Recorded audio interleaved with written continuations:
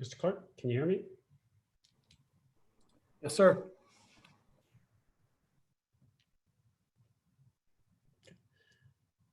All right, Mr. Clerk, it's 7 p.m.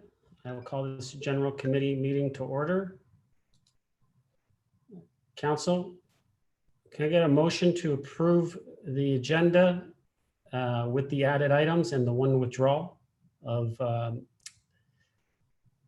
delegation? Moved by Councillor Humphrey, seconded by Councillor Kim. Comments or questions? Seeing none. All those in favor? Opposed? That carries. Any declarations of pecuniary interest? Seeing none. We have no community presentations, delegations. We have one. One was withdrawn, and the new one is Ms. Rebecca Beaton regarding the cost of construction on Holman Crescent and Johnson Road. Mr. Clerk, is Ms. Beaton here? Yes, I am. Good evening, Mayor Macris, members of council and staff. I have some financial questions relating to two current capital projects that are underway. According to the approved 2018 capital budget, project number 31118 was approved at a cost of $3.4 million. According to the project details, it was to be delivered in two parts, the design in 2018 and the construction in 2019. Construction was never started in 2019. According to the approved 2020 capital budget, the same project excuse me, project 31118 was again approved. It now had a start date in the first quarter of 2018, but a new completion date in the fourth quarter of 2020. This time, the cost of the project was listed at $4.6 million, an increase of $1.2 million. Nowhere in the 2020 description does it state that this project had ever been submitted in a capital budget, much less already approved. Unfortunately, this is not the only capital project that appears to have been approved twice. Capital Project 31119 was also approved in the 2018 budget with a total approved budget of $2.3 million. It was again approved without any reference to the 2018 budget in the 2020 budget. The approved 2018 cost for that project was $2.3 million. The approved cost in the 2020 budget is now $4.4 million, nearly double the original cost. My questions are as follows. How does a capital project with the same project number get approved twice? Technically, due to the 2018 and the 2020 approvals, these projects have been approved for costs totaling $14.8 million. Have the approved funds from the 2018 budget been returned to the reserves? And if so, when? What safeguards are in place to prevent a repeat of a situation like this and to help council and taxpayers make informed decisions? Why did project 3118 increase in 2020 by 1.2 million? And why did project 31119 nearly double in cost? There is only one more meeting this month, and that meeting is next week on the 14th. I would like a staff report to address my questions and any questions that council may have in a staff report for their August 4th GC meeting. Mayor Macris, that's the end of my presentation. Thank you, Ms. Beaton. Council, first, can I get a motion to receive the delegation? Moved by Councillor Humphreys, seconded by Councillor Thompson. Any comments or questions for the delegate? Councillor Humphreys. Thank you, Mr. Mayor, and thank you, Ms. Beaton, for being here this evening and bringing this forward. I would just, to your point at the very end of your delegation, where you're looking for a staff report, I've actually noted that under new business, I'll be requesting that as well to understand if in fact this is the case, and if not in any case, just to understand the entire situation. So thank you for bringing it forward. I'm looking forward to understanding that and getting that clarified. Thank you, Councillor Humphreys. I appreciate that. I think we need some report to explain what has happened here. Absolutely. Thank you. Any other comments or questions? Councillor Gardner.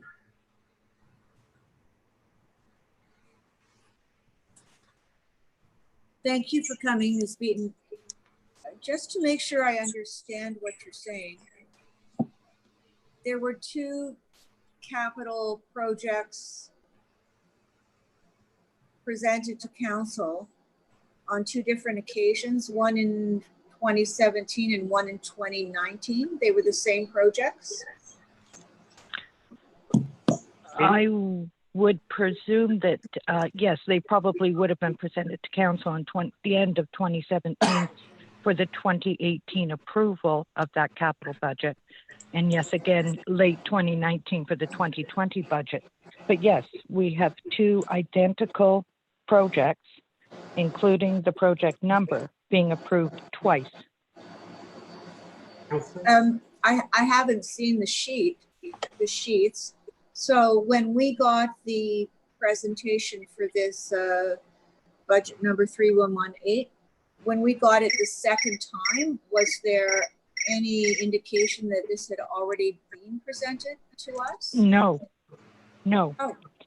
There is no mention that this was ever presented to council with either as an active project to begin.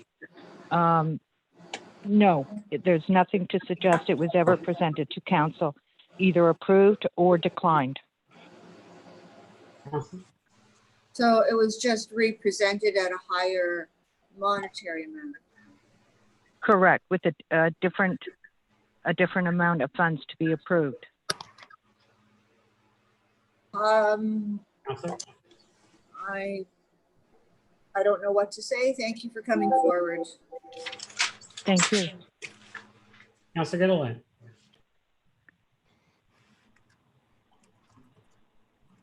Hi, thank you very much through you, Mr. Mayor. Ms. Beaton, thank you so much for bringing this to our attention, and especially myself, since I wasn't on last term, I definitely wouldn't have noticed that. But I do look forward to Councillor Humphrey's request in new business, and hopefully we'll ask some questions of staff while we have them tonight, and perhaps we'll get some answers for you during this time. So thank you very much. Appreciate it. Thank you. Any other comments or questions? Councillor Gallo. Thank you, and I look forward to whatever explanation there will be. I seem to recall, I believe, us removing, maybe it's a different project, but removing sidewalks. I don't know if it's the street or not, and maybe. And I also just quickly looked at our capital closure list, and there is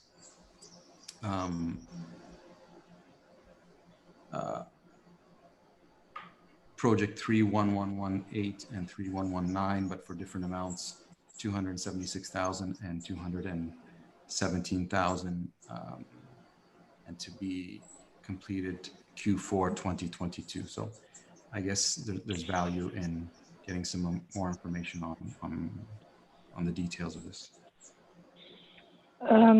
Councillor Gallo, you are correct with regards to this. These two projects coming before council recently, and that was to withdraw sidewalks being placed on these two projects, and they were approved by council, so thank you. The other two amounts you're referring to are the two approved amounts for the drawings on these two projects.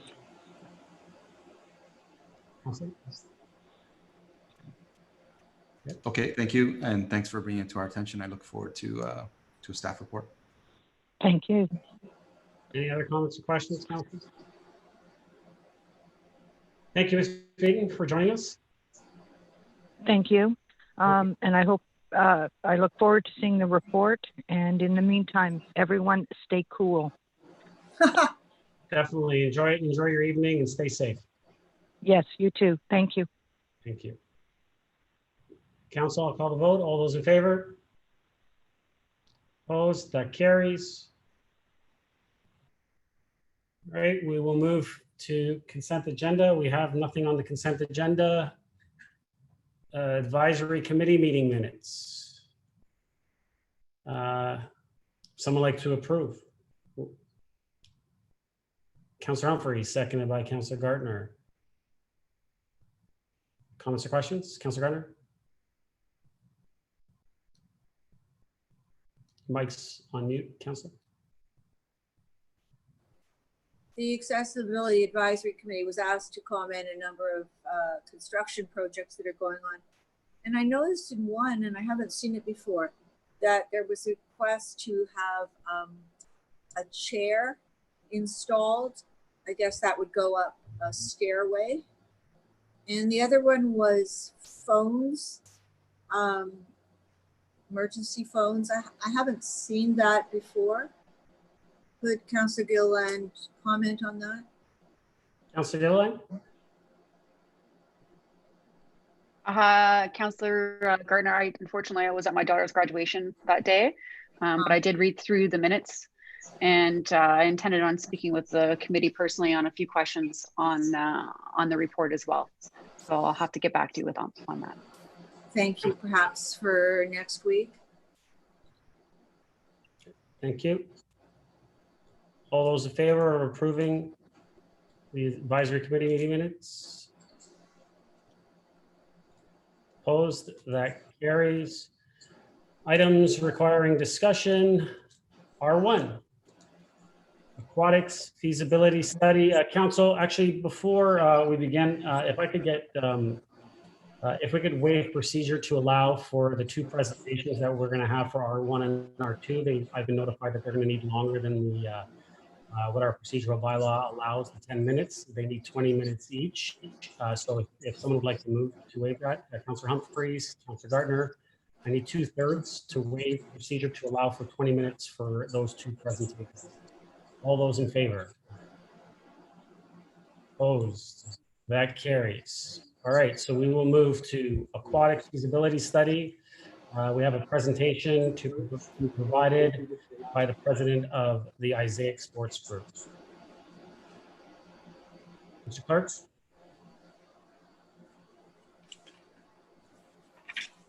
Thank you, Mr. Mayor. I believe they'll be, Mr. Isaac will be sharing his screen. Welcome, Mr. Isaac. Hello, how are you all? And I'm setting up the screen right now.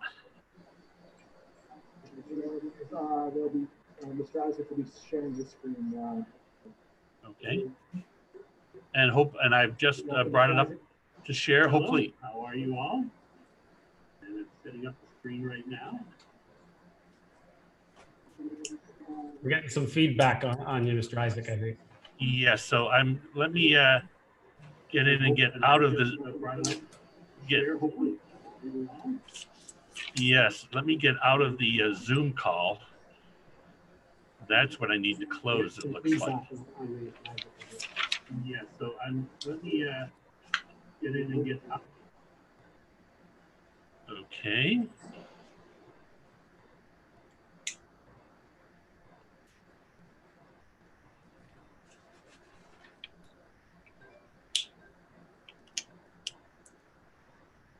Okay. Okay, I've got the Zoom call off now and you should be able to see my screen. Yes, we can. And now I'll go to, okay. Can everybody hear me? Can everybody see the screen? Yes. Excellent. Yes, good. So we have the challenge this evening is to present over 100+ page report in a short period of time. But what we're going to try to do is present a summary that complements the staff report presented to you by the community services. So let's jump right in. Wanted to first talk about the aquatic goals and objectives that we heard from the community, from town staff, from management, from surveys. And it really focused on providing aquatic health, fitness, and recreational programs and opportunities for the entire community. We know we have a very active competitive community, but we really have to meet a broad base of community needs, not just immediate demand, but long-term.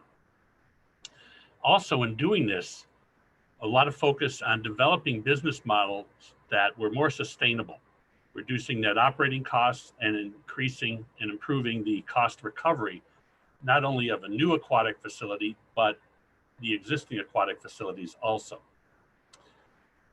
We tried to determine how to provide training space to support the growth of these area club teams and user groups. And in doing that, also open up space at the existing pools that they were currently using now so that we could expand community programming, lap lanes, community and family access, open swim, things like this that again would impact the whole community. We wanted to provide a new competition and community rec-oriented aquatics facility, but in a venue large enough that could support some scale of events and swim meets, and in so doing create significant economic impact and tourism growth through aquatic sports and programs, and at the same time that those revenues from those events also help increase revenue to the facility. I wanted to just go over the customer satisfaction survey. I will review some of the physical aspects later in the report of your existing facilities. As I take away the key important elements of the survey, plus water temperature surveys that are often on a basis for each facility done with users and your customers. Water temperature options are a concern, especially warm water for lessons and fitness and community programming. That means more differentiation between the temperatures different user groups want. Request lower student to teacher ratios in swim classes.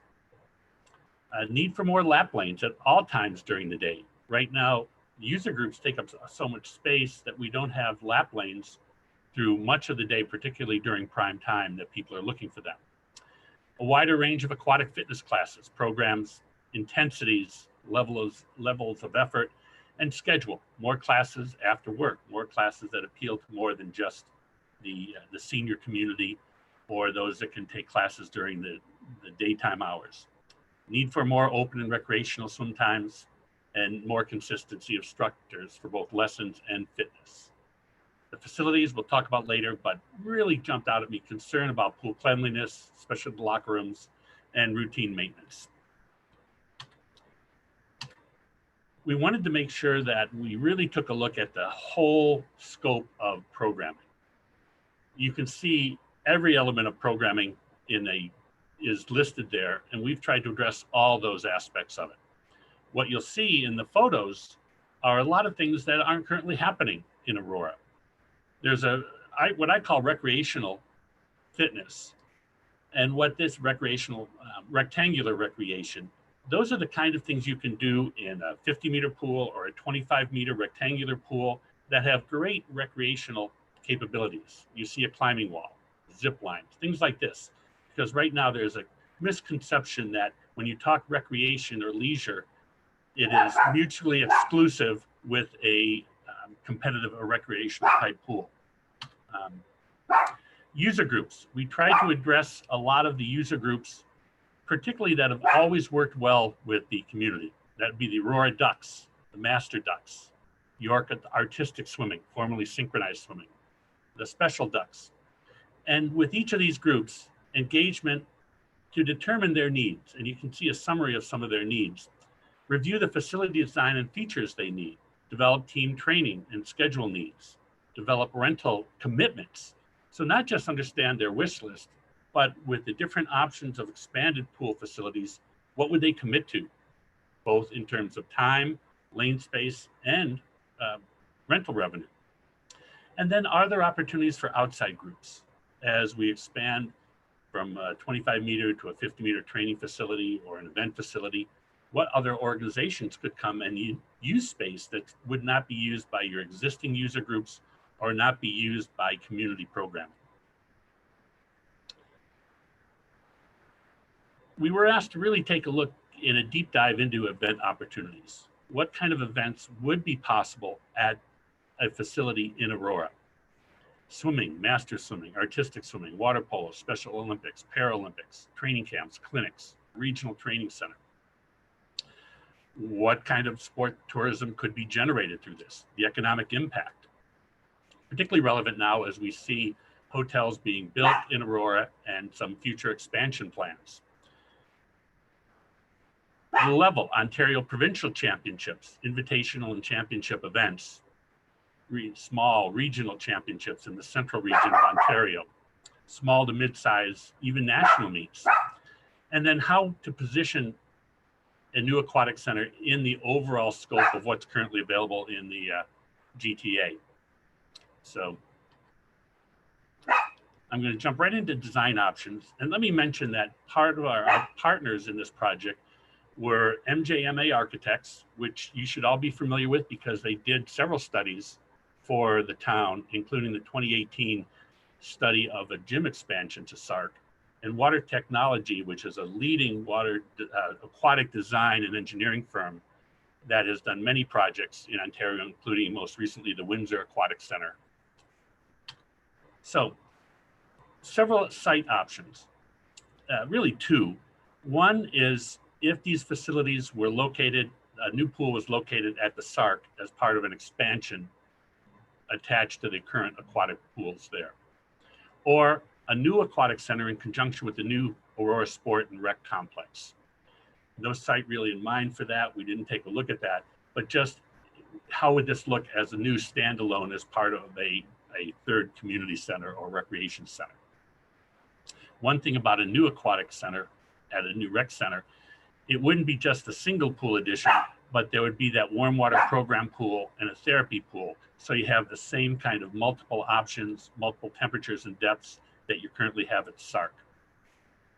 Within each scenario, the main pool options were a 25-meter pool, a 50-meter training pool, or a 50-meter event-friendly or event-capable pool.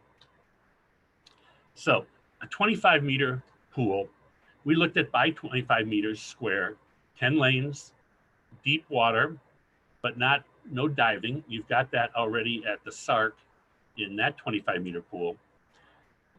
Seating capacity of 450. Right now, the SARC seating capacity for events is, a shade over 100, and with athletes kind of crammed in around that. So we looked at 450 spectators, 300 competitors on deck. That was kind of the entry level for small provincial 25-meter type meets. It improves your training option for your local groups, but it still does not provide a 50-meter training option. It does provide that rectangular recreation, so we can significantly expand community recreation elements. It significantly expands the number of lap lanes. So with this kind of design, you would be able to have some lap lane availability through most of the day. And it probably one of the biggest impacts is it opens up program time and warmer water in the existing SARC and AFLC pools. We'll talk about that later, but the things that we can do with those pools to make more use of what those pools are better suited for. Event capabilities, again, small to mid-size 25-meter meets, no 50-meter, no provincial championships. And anytime you have a meet, you would need the program pool or the warm water pool to use as a warm-up pool. That is it's a very simple design. We don't need to dwell on that, but this gives you an idea. Later on, we'll show some how it fits in on the site. Training pool, we just expanded. We have a bulkhead, a split movable bulkhead. There is both shallow water and deep water here. There's even the option for a movable bulkhead. This this meets all the training, current and projected future training needs of your user groups, expands more opportunities for recreation in this pool, opens up even more the space you have available at your existing pools for community and warm water programming. It doesn't really have spectators. It has some on-deck seating for 500, 600, which is spectators and competitors combined. So you could do some small meets, certainly bigger than what you currently can do, but it wouldn't really be an event orientation. It can attract outside user groups. There's a significant upside of potential here because the 50-meter training space year-round in the Toronto area is severely limited. Right now in Markham, there are 8 different teams that train there, some of which drive right by Aurora on their way to the pool. So a lot of opportunities there to significantly generate revenue and again, improve your cost recovery. This is what that would look like. Deep water at one end to really take care of water polo, artistic swimming, but with a potential for movable floor, so we still have opportunities for shallow water community programming, and we can make really the best of both worlds. Then the 50-meter event pool. Same design of the actual pool configuration. The difference is we add seating capacity. Elevated spectator seating for 900, of which 400 of those seats we would encourage to be retractable so you can use it for other activities when there are events, when there are not events. Also, to do this, we expanded locker rooms, we added some additional meeting space, added lobby space so you can divert traffic so it doesn't impact your daily users of the overall recreation center. We could host provincial championships, all the provincial championships here, and even some mid-sized to small national events. Wanted to compare, when you look at these, you don't have to dwell on this because I touched base on the summaries, but 15,000, a little less than 15,000 more square feet when you go to the 50-meter pool because of the increased deck space, increased community meeting space. It accommodates bigger events, so you need more space. All that space that's added for this can really be used in the overall recreation center too, where there's some of this added meeting space is really desirable, as is the added locker room space. Budget impact for the SARC, it's a $10+ million increment in capital cost. It is a $14 million increment when you look at a whole new rec center. We're going to talk about the revenue a little bit later. One of the features that is not being used in Canada yet, there's only 2 of them in the world, but I've had a chance to visit. The first one in Europe is what we call a split bulkhead. This allows much greater flexibility so that you can run team training, 50-meter and 25-meter, but still have a quadrant of the pool devoted to community programming. Plus, it reduces the amount of time you need to switch back and forth. In the full report, there are diagrams of all the different configurations of this, so you can see how you can go from training to practice to open swim. You can have a team training and still have lap lanes. Very, very forward-looking, and this is really important to develop concurrent programming and maximize the community access and the user group access at the same time. In the new aquatic center, let's say the new rec center, the new pools you would add would be the warm-up. Really, I'd call it the program teaching pool, because that's what it is used virtually all the time. Warm water, you can see 30 to 31 degrees, 85 to 87, ramp and stair entry. This is great for lessons, for aquatic fitness, for special needs programming. These are the things we hear from the customer satisfaction survey that we're really lacking. We have a huge gap in temperature from the 92 degrees in that small, long, rectangular pool at SARC that is called a therapy pool to 83 degrees and stuff, which is a little cool for the youngest lessons. That was probably the single biggest area of feedback and concerns, and why we're losing a lot of lesson business to surrounding communities, particularly Newmarket at the Magna Center. So, therapy pool. I hear it from the community and I hear it from your staff that the current pool at SARC is called a therapy pool. It's not purpose-built for therapy. It really doesn't serve that function. The only aspect of it that it serves is that it's 92 degrees. It's used a lot for lessons, but there's a whole new market for therapy, for rehab, for senior services. And everybody says, boy, we really need a therapy pool. And there are plenty of partners out there that would be worth exploring in the next phase of this. So you can see I've added some elements of what a true therapy pool might look like. And I think that would be what we would look at if there was a new rec center built. Dry side and support spaces, very important. Really looking at how we have to expand locker rooms at SARC to support this, create more gender neutral youth locker rooms, worry about youth safety, family and handicap changing rooms, all elements now that, although some are not code required yet, they're going to be, but certainly these are best practices for community safety, gender equity, the safety of youth, safe sport. Each of these options added office space.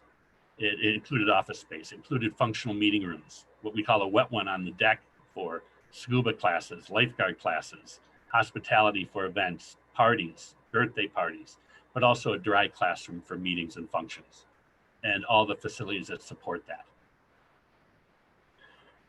When we look at the SARC expansion, in working with your staff, there were some items identified that the SARC really needs right now. First of all, the expanded locker room space, which the lockers in these designs are positioned to be able to be shared by the facility. Expanded lobby and access with the ability to separate event circulation. But additional office space, not for additional aquatic staff, but also for additional facility staff. Already they're bursting at the seams, and there is very important to add that why you would consider this. So there are some of these non-aquatic related SARC elements that are included in this. The dry side active workout space. Right now, I hear when there's a hockey game or before hockey practice, the hockey players are warming up in the hallways. A lot of demand from the hockey community, and it would be a great general multi-purpose workout space. So that's added in all the designs on the SARC expansion. Parking and expansion would take away about 50 to 72 of your existing spaces, depending on the option. And when we go from option the 25 meter up to the event 50 meter, we'd add respectively 100 to 300 spaces that would be needed, which could include the requirement for some additional land acquisition, depending on how the design is worked out. But it's really small for just a max of an additional 100 some spaces that would need to be added for even the event option. Costs. These costs include everything. It's not just construction costs. We've got future escalation at 3% a year. We've got a soft cost, A&E fees, furniture, fixtures, and equipment. So everything's lumped into here. So you can see, first of all, the square footage, which drives the cost. You can see the three options at SARC. And then when you go to a new facility, because we're adding the extra pools and starting from scratch and adding all the lobby space and everything, you can see much larger spaces for a new aquatic center. For the SARC expansion, 33,800 square feet, up to, for the event 50 meter, 57,000 square feet. So let's start looking at this. I'll do the cost later. This is your current SARC layout. You can see here is the current pool. Here's the entrance, of course, with all the parking. You can spend more time looking at this detail, but I want to run through this so you can get a picture of how it changes for each option. One of the important things and one of the values of having MJMA involved was that I know you've considered a gym expansion. So this was a diagram MJMA did in 2018, where they added a 50 meter pool just to see what it might look like in the same location that we're discussing now. Over here was the gym space. This was the smaller gym. This is more the size of just an ordinary basketball court.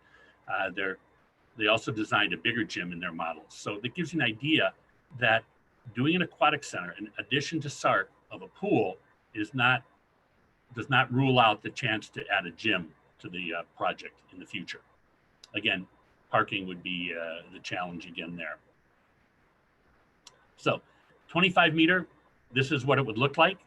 And you'd have 275 spaces. You currently have 325, so you're losing 50. But it gives you an idea. Again, the new pool, it connects to the old pool with more additional lockers in between, expanded entryways. Here's that fitness room, so it's accessible to the fitness facilities. And here is our added office space. There's also aquatic offices in here, but this is the added office space for the overall facility. And this is what it would look like. Just a very, very basic conceptual sketch of the 25 meter. We can jump ahead. This is the 50 meter training option. Very similar. We lose about 253 spaces. So again, we need to put back more parking. So again, that's new parking needed to be built. Mr. Isaac, I just gotta Yep. let you know we're past 20 minutes now. Okay, gotcha. I'll scroll through it very quickly. Okay, I'll give you a few minutes just to finish up. Okay, so that's what that would look like. This is the big event. Same thing. You get the potential. We just added elevated seating, the second level. Okay. This is how new parking would be added to expand this, and you can see it goes a little bit outside the current boundaries. Here are the overall project cost estimates. All right, you can see SARC expansion, 23 million for the 25, up to 40 million for the event 50. And these are the variants, again, in millions.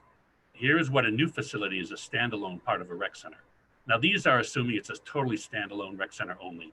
It would be less aquatic component when you are sharing locker rooms and lobbies. That would be shared expenses. Update of existing pools. The SARC, really looking at the need for mechanical systems upgrades, but the 25 main pool we'd recommend a ramp of some sort, stairs, so increasing the access, increase the temperature. With the AFLC, we're again also adding, increasing the temperature. So again, we're creating more temperature ranges and improving handicap and user access to all those facilities to make it more program friendly. Certainly, there's been talk of a new rec center. There will probably be some aquatic element in there, but we can, that's really a future discussion. We took a look at working with the town to identify very specific staff needs, and we've added extra staff not only to service the new pools and the new services, but identify needs where existing programs needed additional staff. So there's a lot of detail on that in the financial detail in the report and the management section in the report. The operating budgets, to do apples to apples comparison, we took the budget and worked with the town management.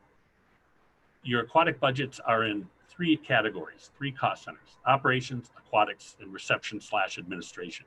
We tried to pull all that together with the help of the town staff so that we could really get a comparison of where we were and use the same kind of dollars and budget. The detail in the report actually uses the existing city GL numbers.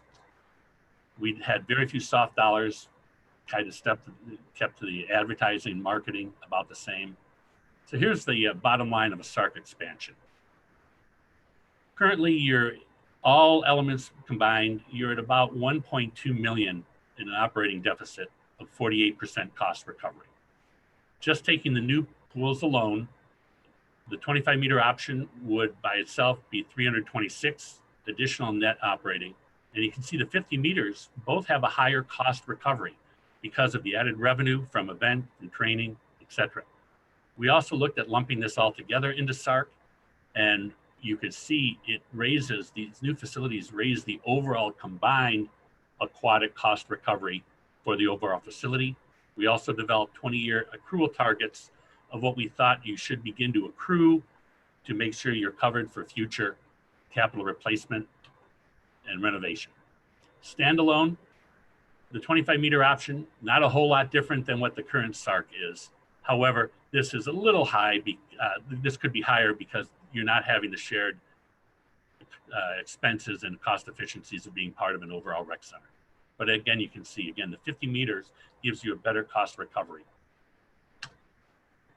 Economic impact from those events in the event option, you can see minimal economic impact. Here are the hotel room nights until you get to the event option where it really kicks up, where you get annual room nights of over 6,000. We looked on this, we worked on this with the economic development folks, with Tourism Ontario, and also worked with research from other events throughout North America that we could use as reference. Job creation with the SARC, you generate over the first 5 years approximately $3 million more in wages and salaries. With a new aquatic facility, a new rec center, about $5 million. There are some considerations that we don't know now, but there's going to be a new normal post-COVID pandemic. It may require increasing staff and outside services, added cleaning, user testing.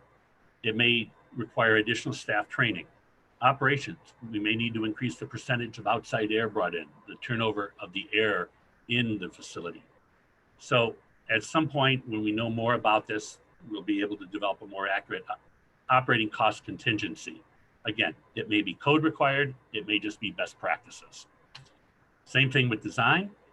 We may have to build for more space and social distancing, safety partitions in locker rooms, added lobby space for testing or anything, better access control, mechanical systems, the increased air handling. All the aquatic and pool mechanical systems are the current state of the art that would be recommended for any new post-COVID new normal. And the next steps are community consultation via Zoom in July and August, run by the town staff, present the findings of the study, gather further input. You're doing a user fee study right now townwide that would be incorporated and compared so we could see if that would have impact on the fees that we used in this study. And then present follow-up staff report to council in fall of 2020. So that's 100 and some pages and a couple hundred pages of attachments thrown into 25 minutes. Thank you for the extension time. I really appreciate that. Thank you, Mr. Isaac. Council, would someone like to move the recommendation? CMS. While you're doing that, I'm letting my dog out. CMS 20-016 be received for information. Moved by Councillor Humphrey, second by Councillor Kim. Any comments or questions to the presentation and the report? And I just remind council, we are just receiving this for information. We will get further a further report in the fall in regards to this, but obviously encouraging many questions because I'm sure we have Mr. Isaac here, so let's ask away. Councillor Gardner. Thank you, Mr. Mayor. Thank you, Mr. Isaac. It's a comprehensive report. Thank you so much for that. I didn't see, but probably missed it. Are you adding in the other, in all of the proposals, are you adding more dressing room space? Yes. Yes. Several thousand square feet. And that of that added space, there's more consideration given to family changing areas, gender neutral areas, youth friendly areas. Those best practices and design guidelines for those are changing rapidly in the community these days. Yes. So that definitely everything is added. Thank you. I just didn't see it on the design. Thank you very much. That's all for now. In the report, it actually breaks out by square footage, the new added locker room spaces and changing. Thank you. That's all, Councillor? Yes. Are we speaking to the report as well? Yes, we are. So you can, I'll let you continue then. No, I'm fine for now. Thanks. Okay. Councillor Gilliland. Thank you, through you, Mr. Mayor. Mr. Isaac, thank you so much for this report. It was very, very thorough and had a lot of information. So I felt that the presentation pretty much looped everything together in a very nice package. So thank you for that. Mm-hmm. I did have a couple of questions. First one, you had a scenario about parking, and I didn't really quite see on the map when you're saying you were potentially expanding. Were you expanding to the potential acquisition to the north? Is that what the idea was? It was really going to the south, actually. It was taking where the current parking is and extending it a little further. It wasn't creating new separate areas. So, you know, I can certainly go back to that page if that would be helpful. Sure.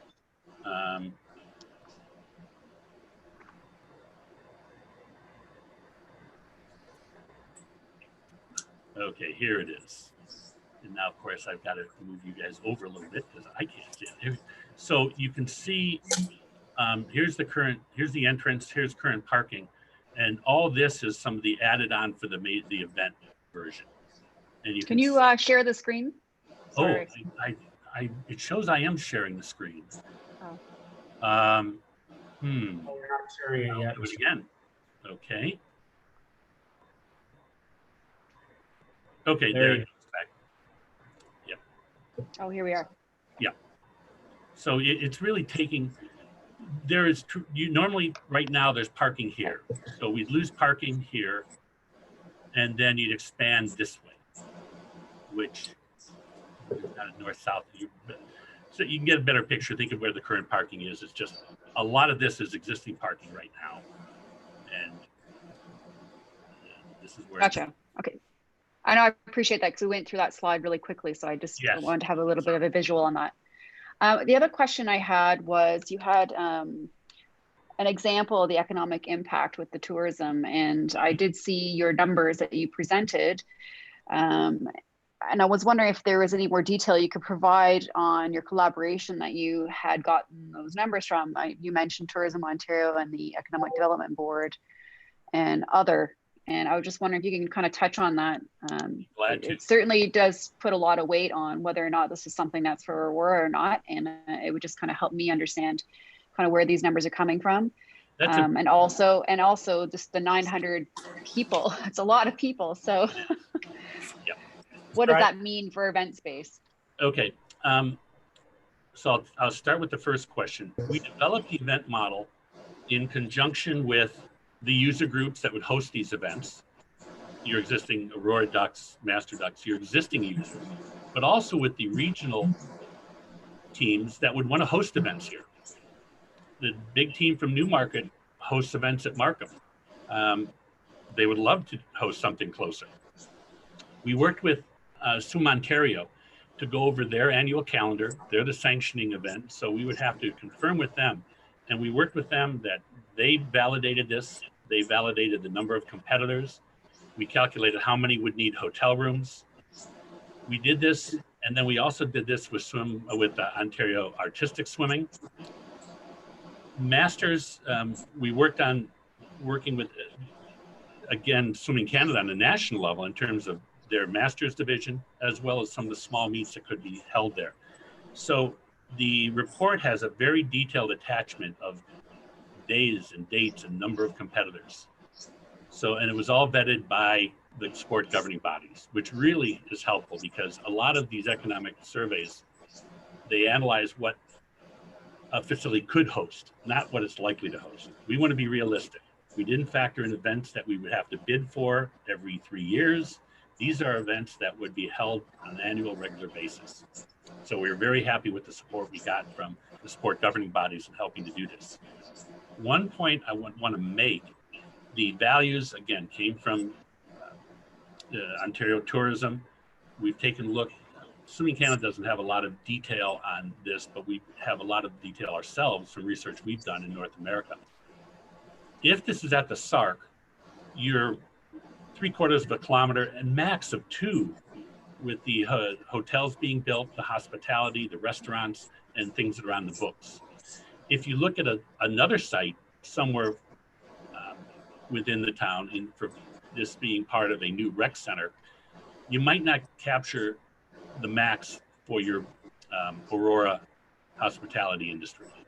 If it's south, you may lose some of that to Richmond Hill. You may lose some of it, heading north.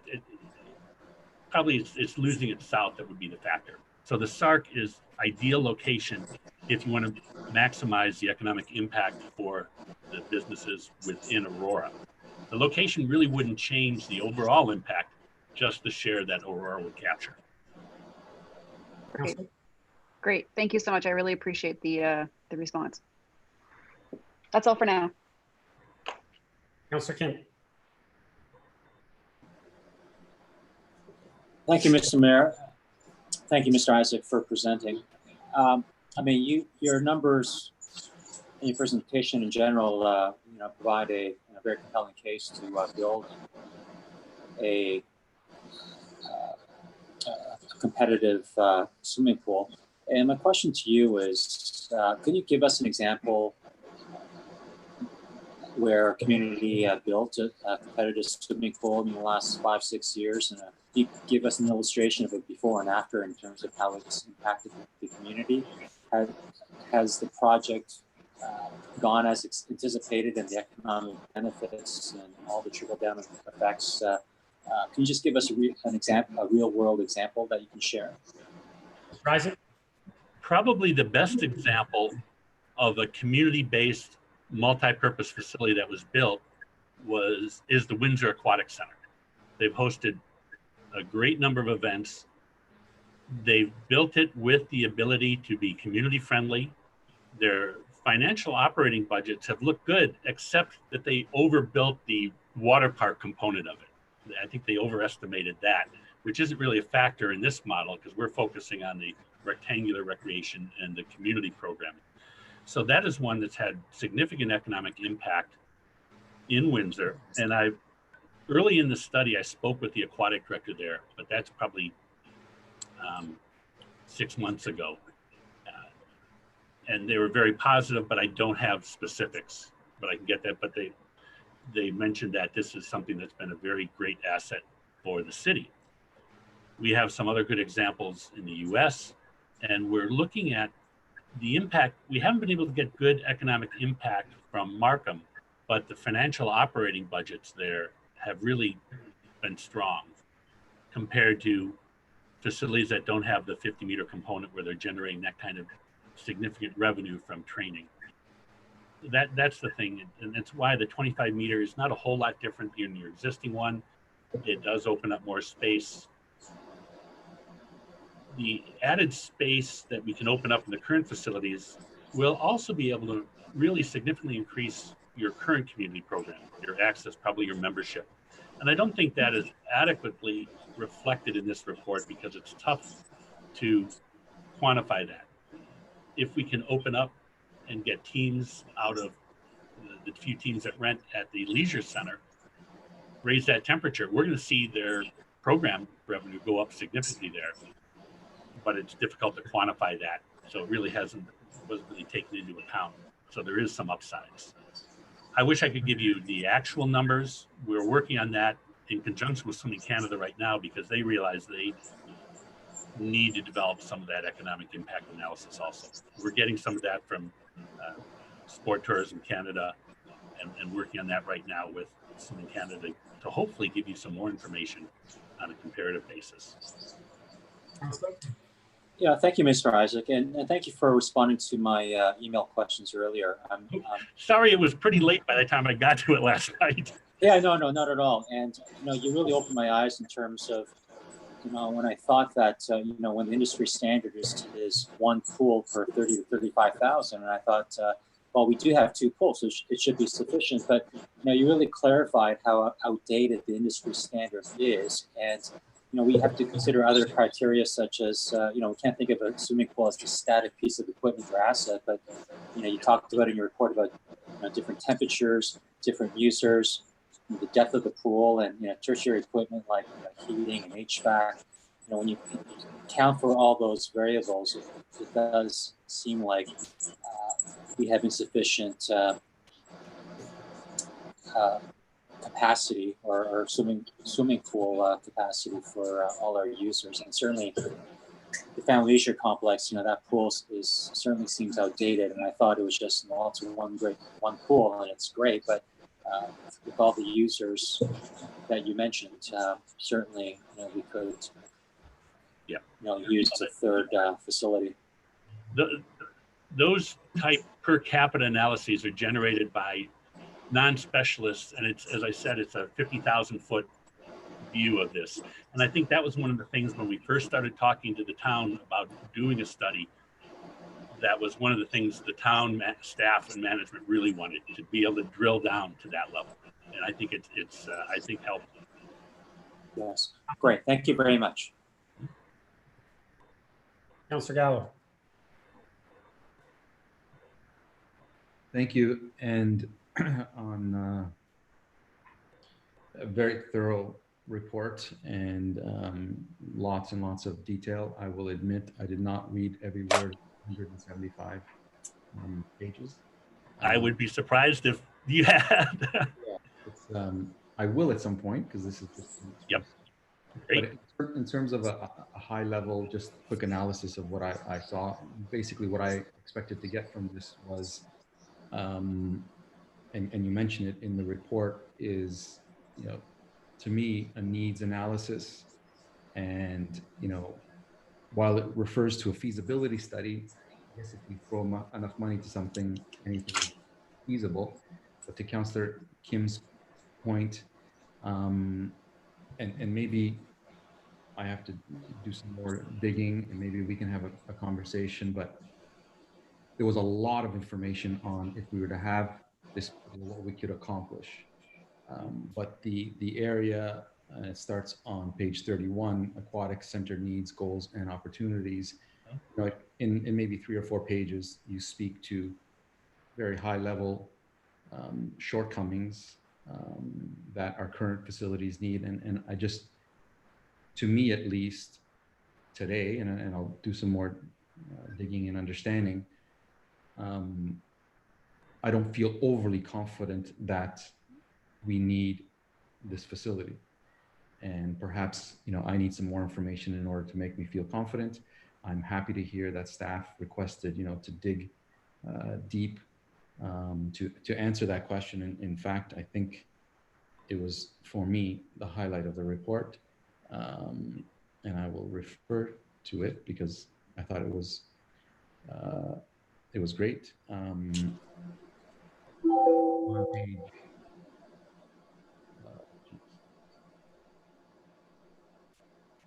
you'll find it.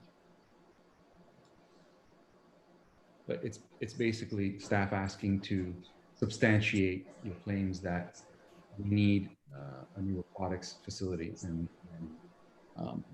to me, some work has been done there. I don't feel overly confident based on what's in the report. There's a lot of information and a lot of data on if we were to have it, what we could do with it. But I don't feel overly confident with what's before me that a thorough needs analysis was done. And we can have a discussion offline. I'm happy to have a conversation with you, but that's generally what I was expecting to get from this. And they just don't have it at this point. Thank you, Councillor. Councillor Thompson? My question was answered. I remember touring the Windsor facility one time when we were with AMO, and I was just going to ask about it. And Councillor Kim asked it earlier, and Mr. Isaac clarified that. Thank you. Mr. Barber, you want to speak a second time? You speaking to me, Mr. Mayor? Yep. Yeah, I saw you had your hand up to speak for a second time. No, I took it down because my question was answered. Thank you. Okay, thank you. Any other comments or questions? Just as an added point, much like with Councillor Kim's questions, if you have additional questions you can get to Robin or Lisa, they will pass it along to me, and I'll try to, as you get follow-up questions, I'll try to work with them to be able to directly answer any additional questions you may have. I appreciate that, Mr. Isaac, and we'll make sure we get that information to the council. Great. Thank you very much for coming this evening. Council, all those in favor? Opposed? That carries. Thank you very much, Mr. Isaac. Thank you. Thank you for your time. All right, Council, we will move to R2. ES 20-048, State of the Neighborhood Policy Review and Design Guidelines. And we have another presentation from the Planning Partnership. Mr. Clerk.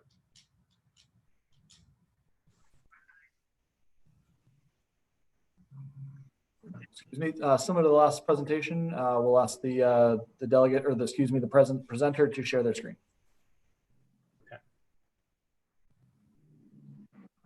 Mr. Giorgio, thank you very much. Welcome.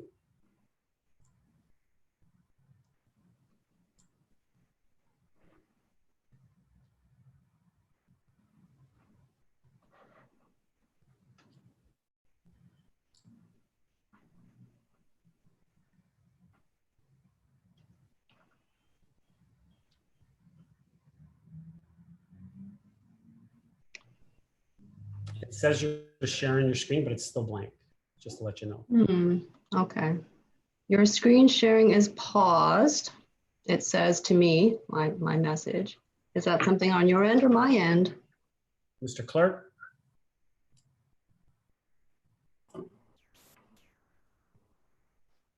Through you, Mr. Mayor. Oh, there we go.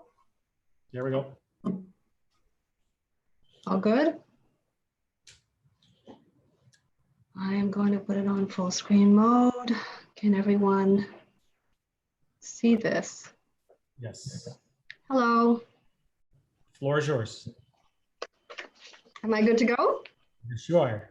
Thank you. Good evening, everyone, Mr. Mayor, council members. My name is Wayne DiGiorgio. I'm a partner at the Planning Partnership and co-author of the Stable Neighborhoods Urban Design Guidelines. I have a short presentation for you this evening just to capture some of the highlights of the documents, the 4 documents that we put together for the 4 stable neighborhoods. This first slide, I wanted to say thank you for having me here today. I also wanted to remind you that the guidelines are a very important document that addresses a form of development that's not only happening in Aurora, but across all the different sort of existing stable neighborhoods in Southern Ontario. And I wanted to commend Aurora at this point for having done the right thing, which is to already put in place policy direction and zoning standards to help protect these neighborhoods. Okay. So the official plan recognizes that stable neighborhoods will evolve and be enhanced over time. While it does this, it also protects these areas from incompatible forms of development. And we've had many discussions on this term of incompatibility and compatibility as we've gone through this process, and I'll elaborate on it a little bit more further on in the slides. Policy in the official plan, I want to remind you, promotes a balanced and contextual approach to development, one that allows diverse developments to happen, but that requires that it doesn't create harsh contrast as a result of development. And also, urban design guidelines are intended to work alongside the zoning bylaw to implement the official plan vision.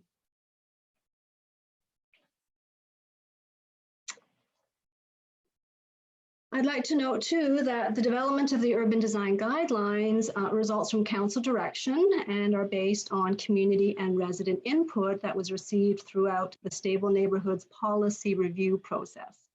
And that process identified that while there were, of course, residents who were either strongly opposed to change and development within the neighborhoods, there were also many residents who supported change, and the real concern was about making sure that these changes fit with the character of the neighborhoods. So although not a policy requirement, the urban design guidelines are a design framework and planning tool that establishes clear expectations for those designing and building new homes and additions.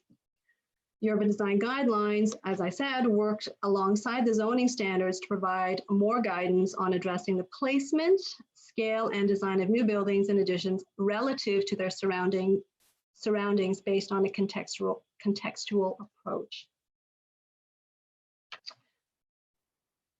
So an important distinction to make is that guidelines are not zoning. They are based on zoning, but they're not zoning. For instance, they are qualitative design guidance to complement quantitative provisions within the zoning standards.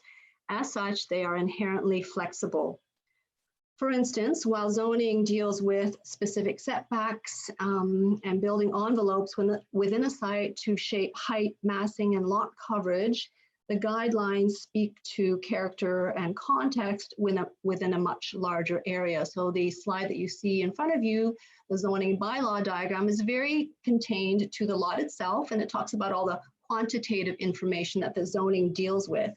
The design guidelines, on the other hand, are qualitative aspects of looking at where a development is to occur, what the surrounding context fabric looks like, not only from a plan perspective, but also from the streetscape perspective, where the majority of development will be experienced by the public.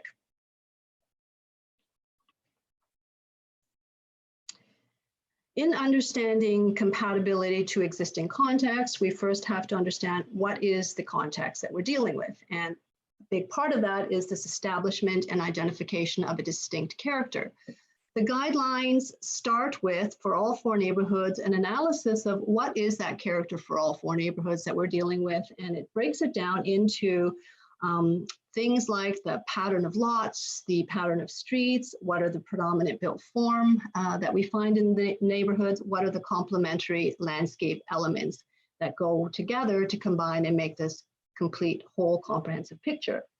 So we started with the Aurora Heights neighborhood, and in this neighborhood, we We note that it is a newer neighborhood built around the mid-century. And what we also note too, that the street pattern is quite, I would say, curvilinear, organic. The lots are rather large. The lot coverage and the landscaping creates this sense of openness and lowness about a low profile about the neighborhood. So that's something that we picked up on. Similar to that neighborhood, the Regency Acres neighborhood has a very similar character in terms of being a newer development and newer neighborhood with a mix of lower as well as lower profile homes as well as two-story homes.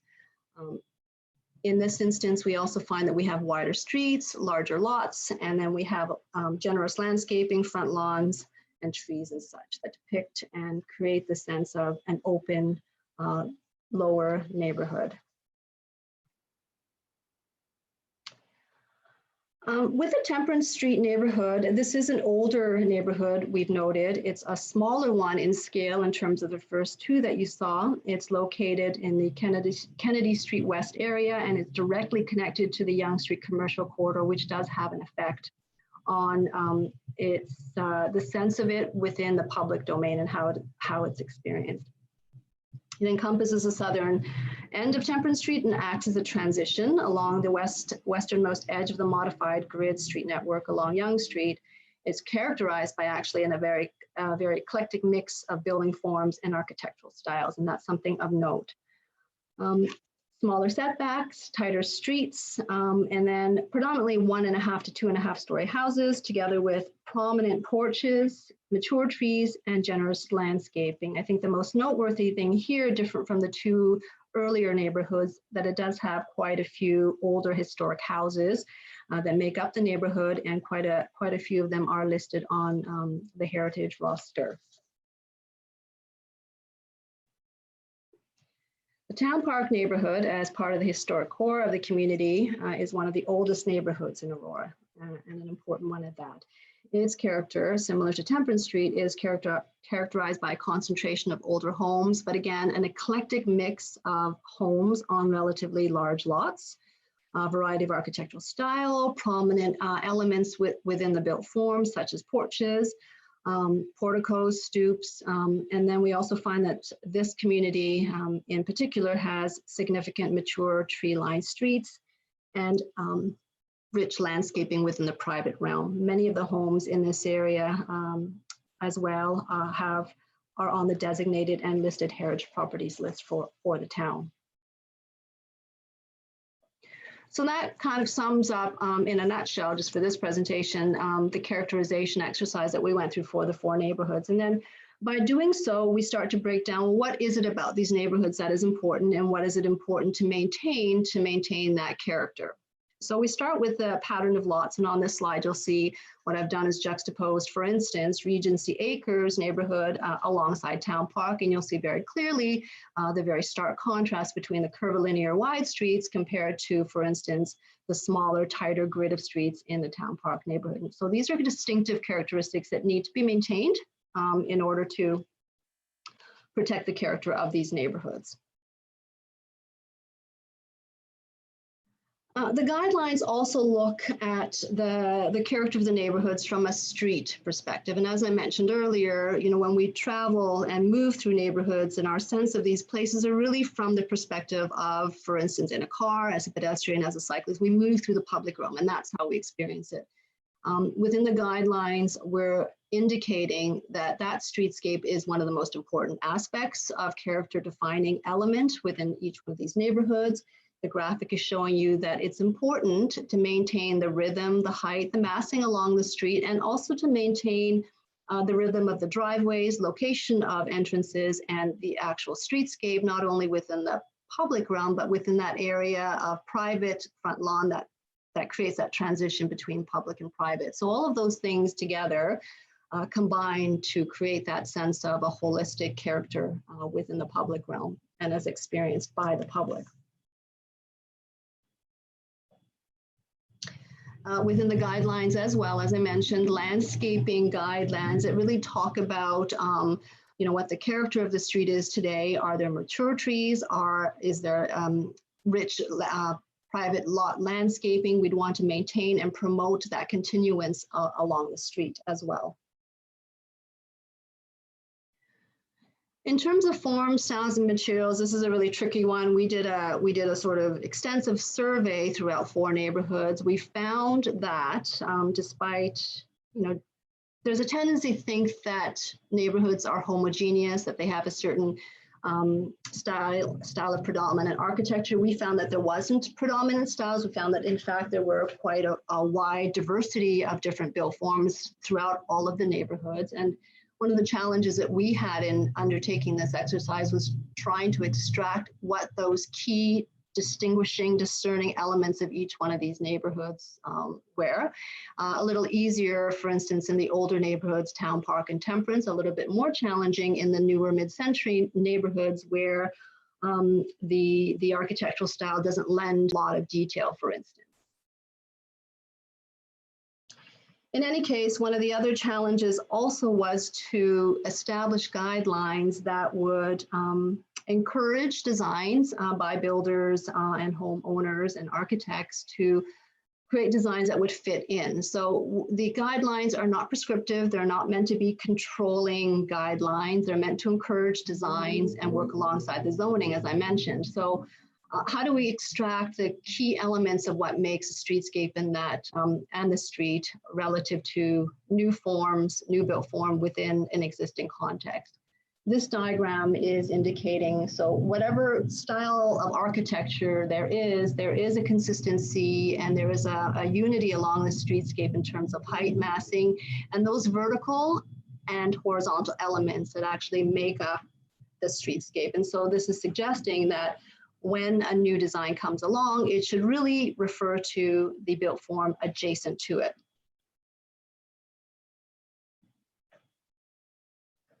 So how the guidelines will be used. So at the pre-consultation stage, the applicant, developer, homeowner will meet with staff to determine the nature of the new build or addition that they're contemplating. They will be given one of the 4 documents for one of the neighborhoods that they're in, and they're going to be given as well a complete application checklist to work with. And that'll be for all of the zones identified in the zoning bylaw. So that's step 1. The second step, and part of that too, is that checklist will identify that the types of information that will be required to in order to fairly and adequately assess compatibility will include things like the streetscape plan, and not only with the building itself that's being proposed, but a streetscape plan that encompasses the adjacent existing built form in plan form and in elevation as well. And I don't need to go into this in any great detail, but this shows you in step 2 that once an application has been made to the town, that it goes through a whole circulation process, a process of commenting and review by the various departments, and ultimately leading to an agreement and permit to build. Next set of slides show you some examples of applications that have undergone this process. This one is in Regency Acres. It shows you a new build within an existing streetscape that tries to emulate some of the massing roof forms and some of the geometry of the windows along the facade. This example in Aurora Heights is for a proposed garage, which is set back from the massing of the main building so that it doesn't have a significant impact on the streetscape itself. And you can see a similar form in the roof, and the massing is not dominant in relation to the main building.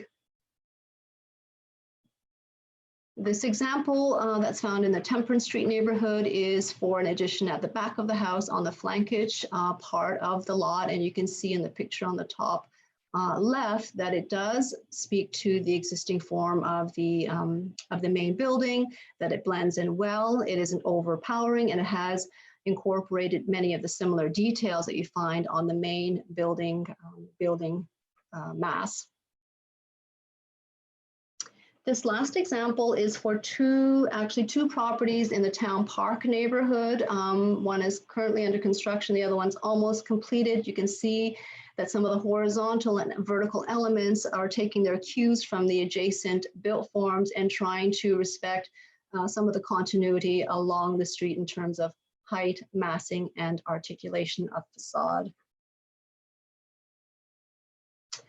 So that concludes my brief presentation for the guidelines. At this point, I understand that I can take questions from members of council.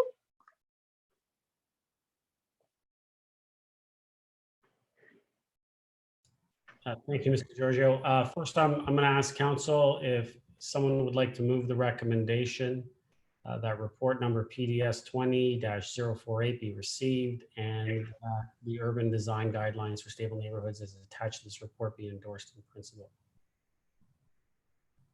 Councillor Kim, Councillor Gilliland.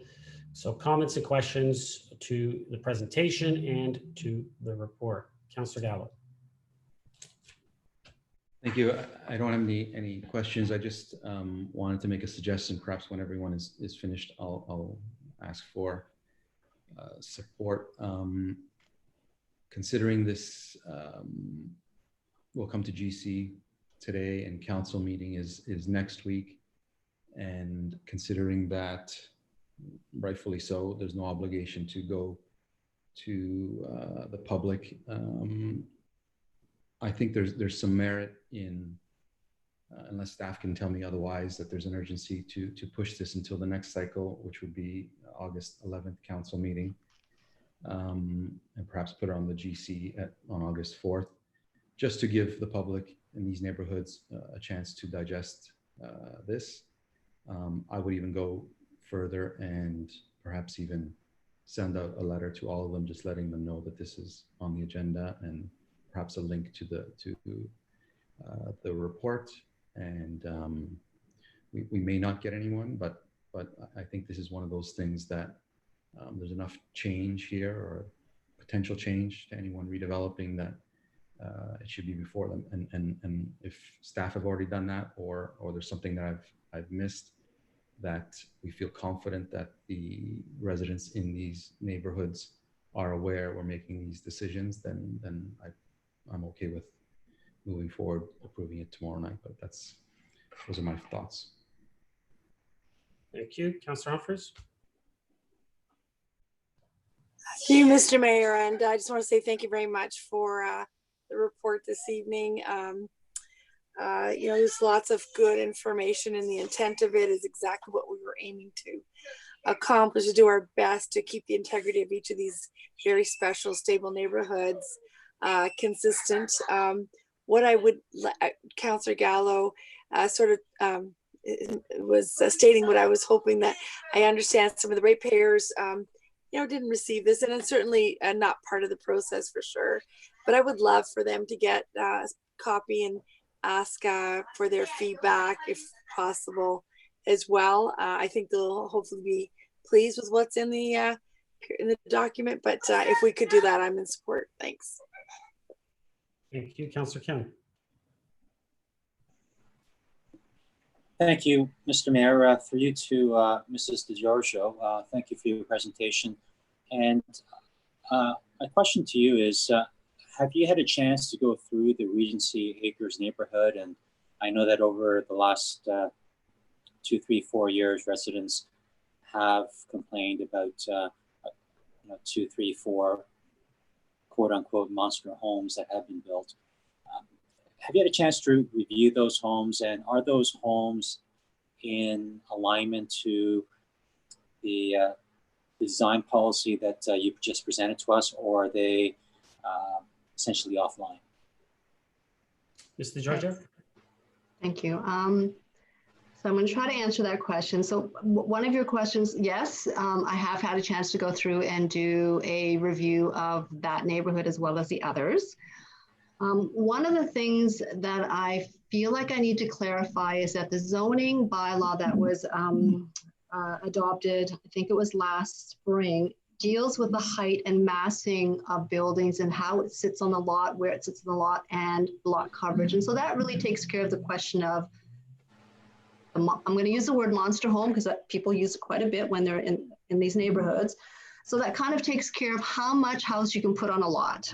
Okay, so that's the one thing that most people complain about.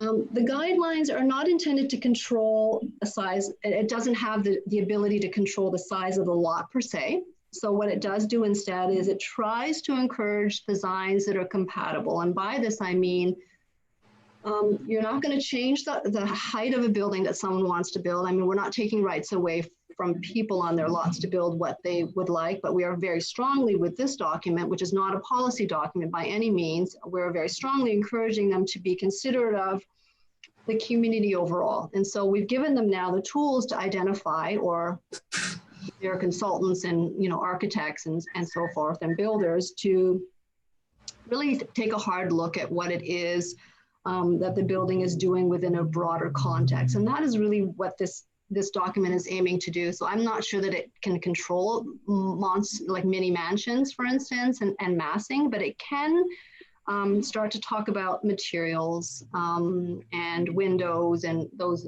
as I mentioned, those linear and horizontal elements that are really the key pieces of a facade that you see on the street that can either look like it's completely different from what's beside it on either side, or it can look like it's somewhat, I'm going to use the word blending in, but that's really not the word. It's so that it's in harmony with it, for instance. So I think that's what it can do. That's what a guideline can do.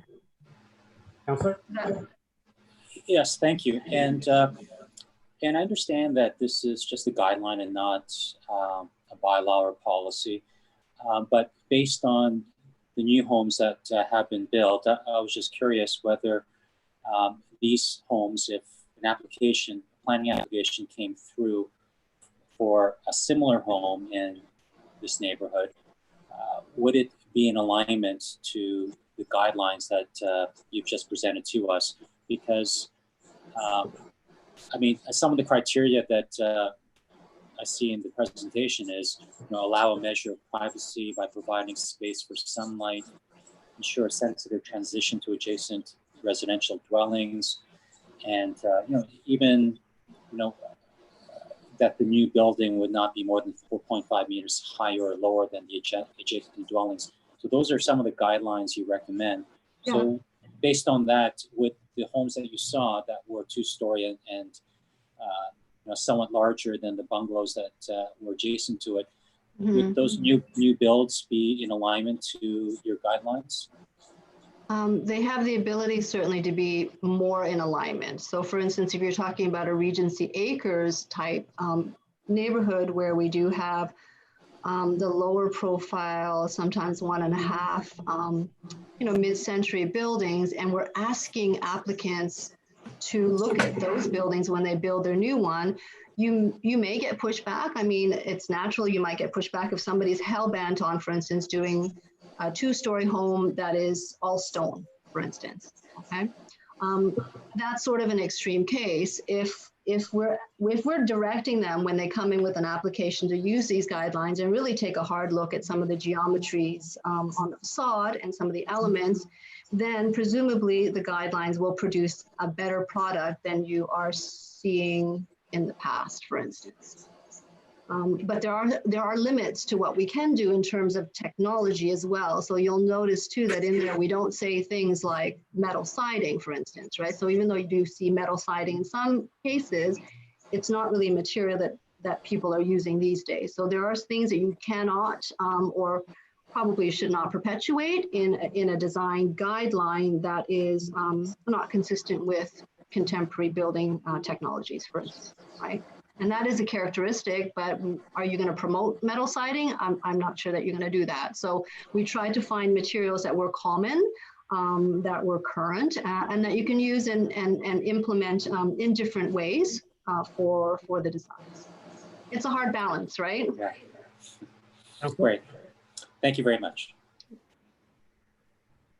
Councillor Gilliland. Thank you, through you, Mr. Mayor. Councillor Kim had asked a lot of questions I was going to ask, so thank you very much for those great questions, Councillor. I guess my only comment I'd like to make is about the extension of the report. I know that some of the ratepayers, I had forwarded on some of the material, but they had trouble printing a version. And I was wondering if perhaps you were able to provide a printable version of this report so people can print this report at home to review. And I do think it should be available to the public to be able to review and have some time to respond. Is that something that you guys could maybe format your report to so the residents could print them at home by themselves if they would like? I'll ask My Mr. answer, Waters. sorry, is that to me? Oh, well, I was going to ask Mr. Waters, but Mr. Virgil, if you'd like to answer. Mr. Waters, did you want to? Thank you, Mr. Mayor. Yes, we can, we'll work with the consultant to come up with a readable version of each of the guidelines and have them available online. And if any of the residents wish to receive a hard copy or paper copy, we'll make that available to them. Councillor? Great, thank you. That's all. I mean, I read the report. I think you have some great guidelines there. I'm interested in hearing if any of the residents do have feedback. This is something that we've worked on for quite a long time, and we've come this long and this far to this point.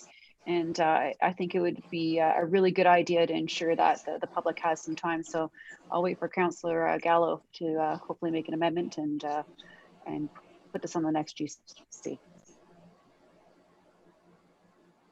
Councillor Gardner? Thank you.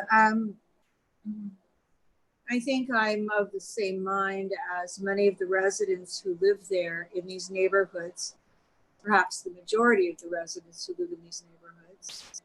So with respect to, we can just take Aurora Heights. The description is mature trees, large building setbacks, feel of the neighborhood, maintain the feel of the neighborhood, consistency, privacy, space for light and landscaping. So I think it's more of a comment. I don't know how this can possibly be achieved if we put a 4,000 square foot home next to a home that has 1,000, 1,200 or 1,500 square feet. They often remove the trees, the beautiful mature trees that are there. Certainly a house of this size is going to have a major effect on privacy, light, etc. So, you know, it's, to me, this is, well, it's something, and I know the residents were waiting for it, and it's very well done. I really like what this report has to say, but I don't think that it's going to do very much to help, considering the zoning that we've put in place. As a comment, one of the examples was given by the consultant was 45 Seton Drive as being compatible.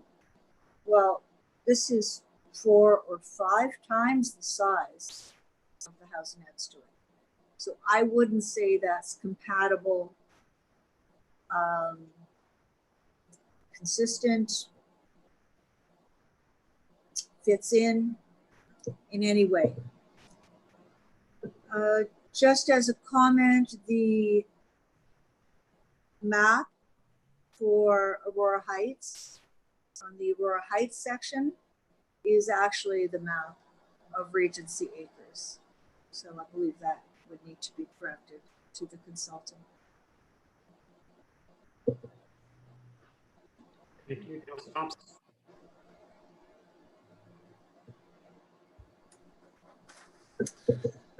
Thank you, Mayor. Through to Mr. Waters.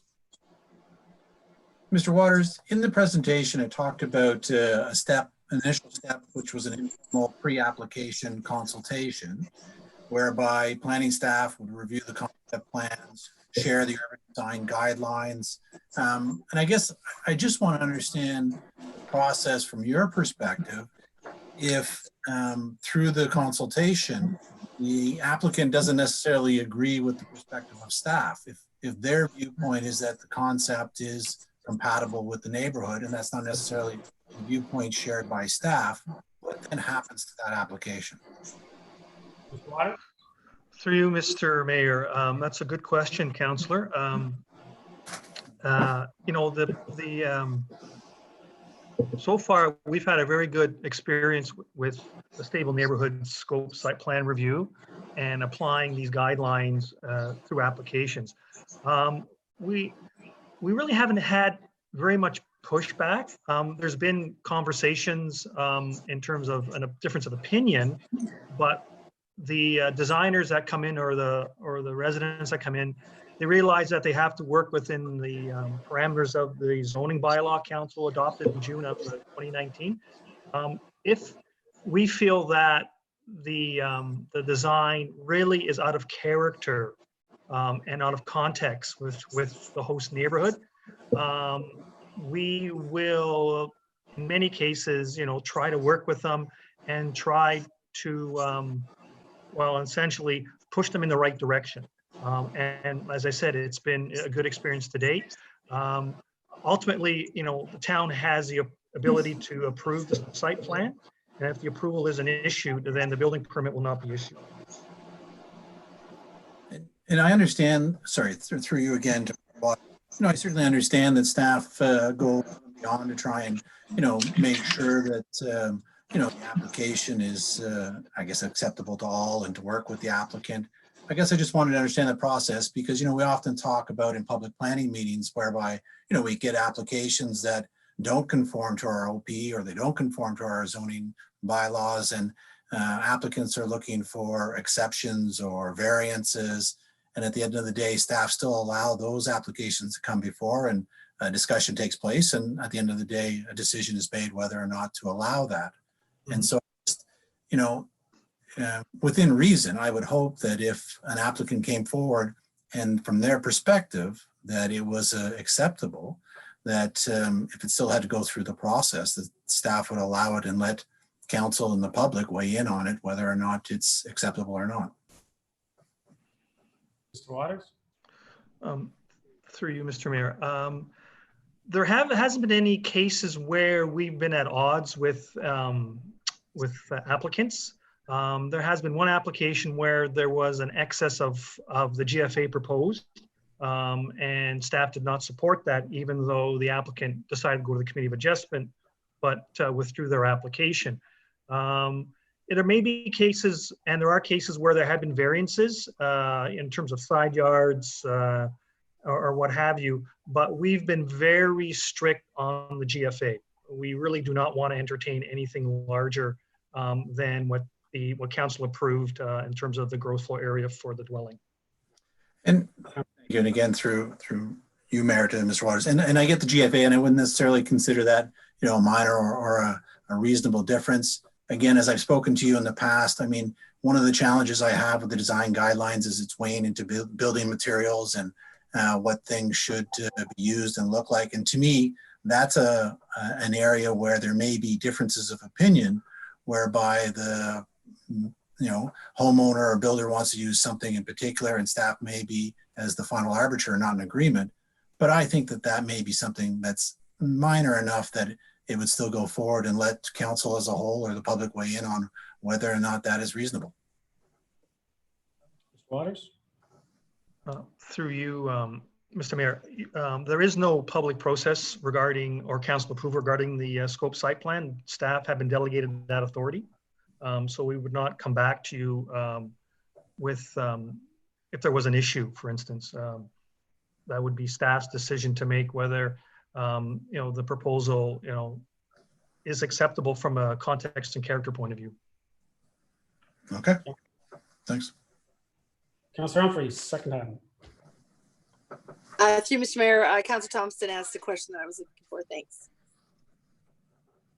Councillor Gardner, second time.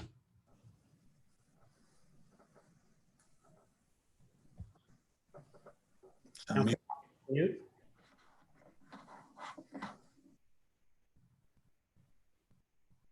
Councillor, you're on mute.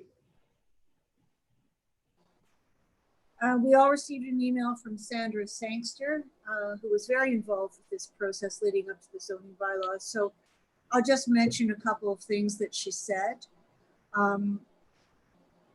She says there are, in her opinion, there are 2 or 3 critical design features for Regency.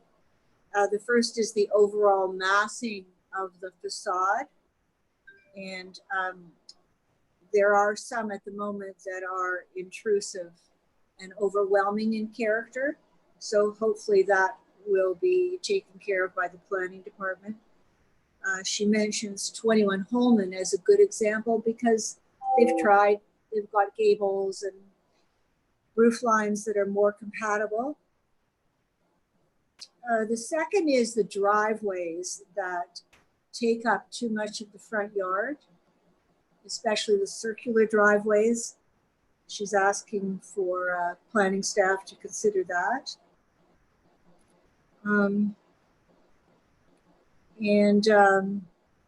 I've missed something, but maybe I'll find it. She is mentioning porches. No, that's all for now. That's my second turn.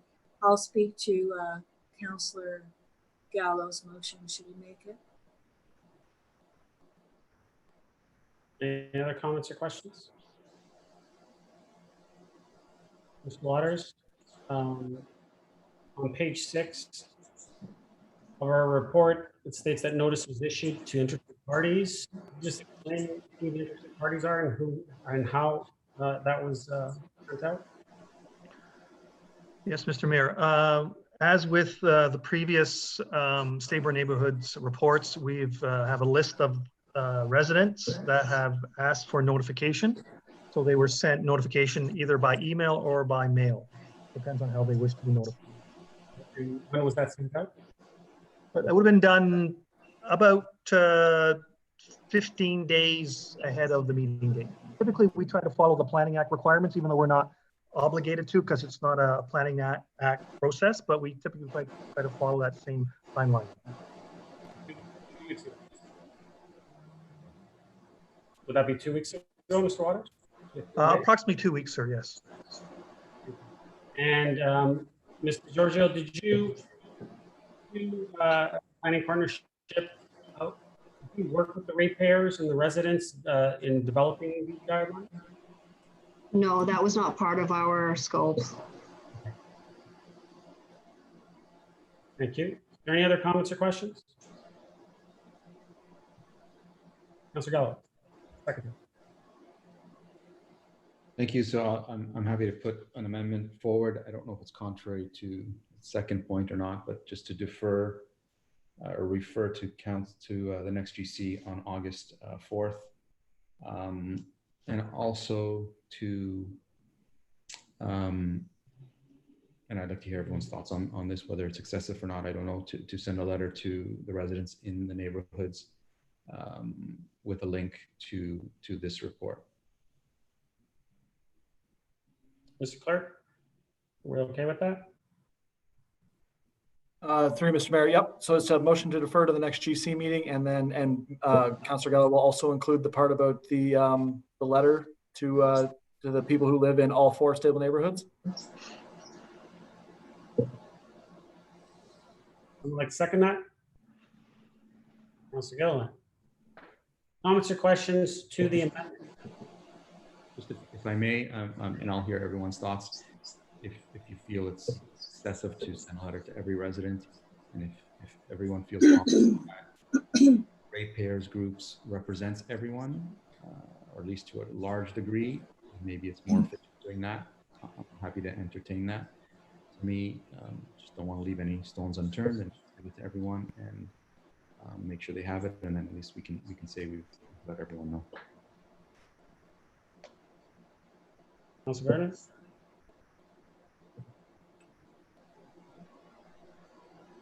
I believe that there's no mail service on at least 6 of the streets that are under construction in Regency Acres. So we need to work around that. And Ms. Sangster mentioned, and I understand because I had problems as well, working off the the screen.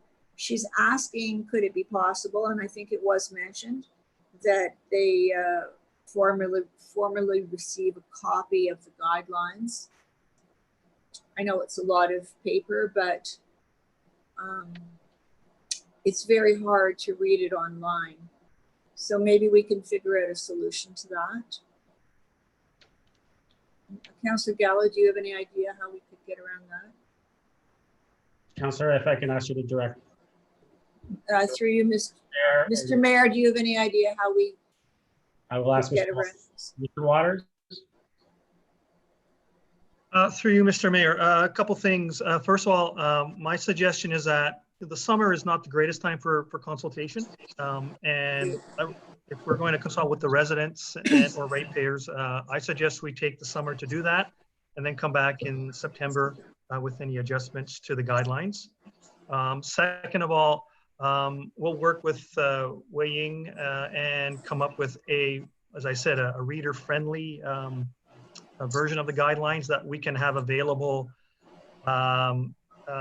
posted online, and also for those who wish to have a paper copy, we can provide that option as well through the notice. Thank you. Councillor Kim.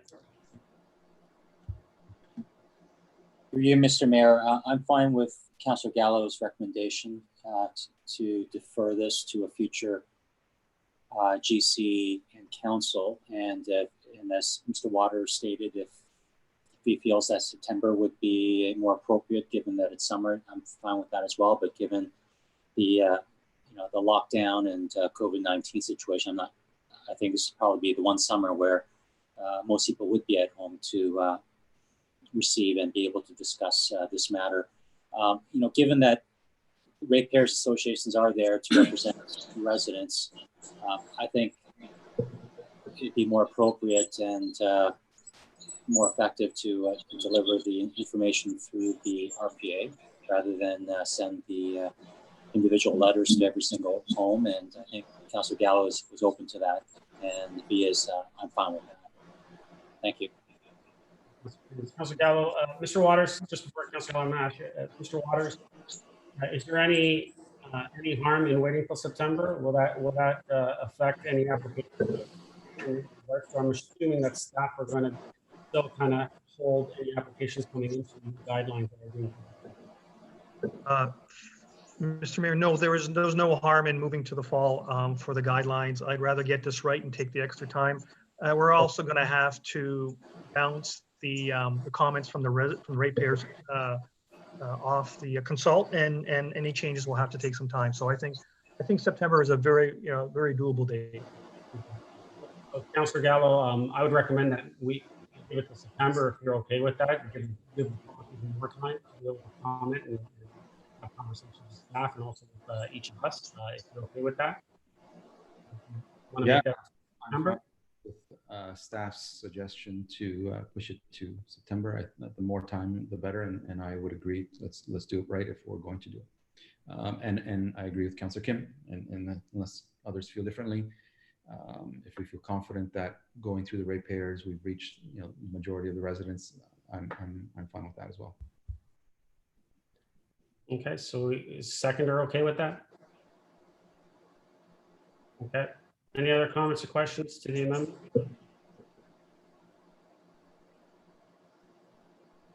So I'll read the amendment that the report number PDS 20-048, State Neighborhood Policy Review, Urban Design Guidelines be deferred to September, and a notification letter be sent to the residents of the four state neighborhood. I'll call the vote. All those in favor? Opposed? That carries. Back to the main motion as amended. Any other comments or questions? Mr. Clerk? Through Mr. Mayor, the matter's been deferred, so no main motion is amended. Thank you. Deferred. Mr. Giorgio, thank you very much for attending. Thank you. I'm sure, I think that we'll probably see you again in September then. Thank you. Have a great evening, everyone. You as well, and stay safe. All right, council, move to R3, downtown street wall mural program guidelines. Recommended that report number CMS 20-017 be received. 2, that the downtown street wall mural program guidelines be approved. 3, that the community services department staff be directed to initiate the selection process for the first mural through an online call for artist application process. 4, that the funding up to a maximum of $5,000 be made available for the installation of the first mural from the council operating contingency budget. Would someone like to move that? Moved by Councillor Humphreys. Second, Councillor Gilliland. Any comments or questions? Actually, before anyone starts, Mr. Clerk, and if someone can add this for me, obviously, I think it's important that part of the selection committee, because the one retaining wall that's being chosen to begin with is the one in front of Our Lady of Grace. I think it's important that church council board member from there or a member of the council be part of the selection committee.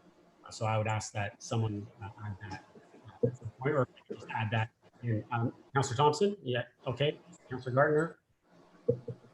Mr. Clerk? Is that an amendment or can that just be added in? I can't see the balance of council right now, but if there's no objections, we can do it as a friendly amendment. Council, is everyone okay with that? I got Councillor Thompson saying he would move it. Councillor Gardner would second that. Is everyone okay with that? And just have staff add that in? Okay. Any other comments or questions? Councillor Gardner. Thank you, Mr. Mayor. This is a very interesting idea. And in my opinion, although there are people out there that like the look of concrete as it ages, and it is in a way a design feature in itself, I like the idea of having a mural. I just, with the costing of this, and you would know because you're in the business, I don't know if $1,000 is enough for paint. It's a pretty long wall. If you're asking me if I can just paint it one color, I would say about $150 would be enough paint. But Well, the design, I guess it depends on the design, what the art's going to look like, and I guess once we see that the submissions come in and once we look at it and improving it, maybe there might be something that comes back to us. Maybe it might be less. So I think that staff are giving that estimate of what they cost. well, I would like to say that we should have some leeway with that because, you know, wall paint is wall paint, but there's all different kinds of paints. And I think that somebody might want to use, well, hopefully not too much glitz, but, you know, I think if somebody could present to the committee the actual cost of what their paint would be, that we should have some leeway with that. Oh, absolutely. But I don't know how to phrase that in context of the motion. No, perfect. Ms. McDougall, will this, if the selection committee realizes that there'll be more funds needed, will this come back to council? Through you, Mr. Mayor, certainly. Once we see the submissions, keeping in mind that the budget also includes materials and supplies and equipment. So there may be some flexibility in where the costs are more weighted. So I think once we see the submissions, we'll have a better handle on it, the exact cost. And certainly if it is above budget, we would have to come back to council, but this gives us a bit of a ballpark to start with. Councillor? Yeah, Councillor Gardner. You're on mute, Councillor. When the town prepares this wall, when town staff prepares this wall, are we talking about, you know, chunks that are out of the wall? Are we talking about a base coat? Was there any discussion on that? Through you, Mr. Mayor, staff have been out to the site along with our operations staff to understand what would be needed for the basic surface treatment or repair. It depends on the site, whether it's just a simple crack or whether it is a bigger structural. At this point, we see this wall, we've done the assessment, we see this wall with the least amount of concerns and feel it would be the easiest to transition to providing an artwork display on it. Councillor? Thank you. And have you, do you have any idea how long this wall is? I mean, from the picture in the report, it just looks so long. Do you have any idea how long it is? And was that taken into consideration when the amount of money for the paint supplies were suggested?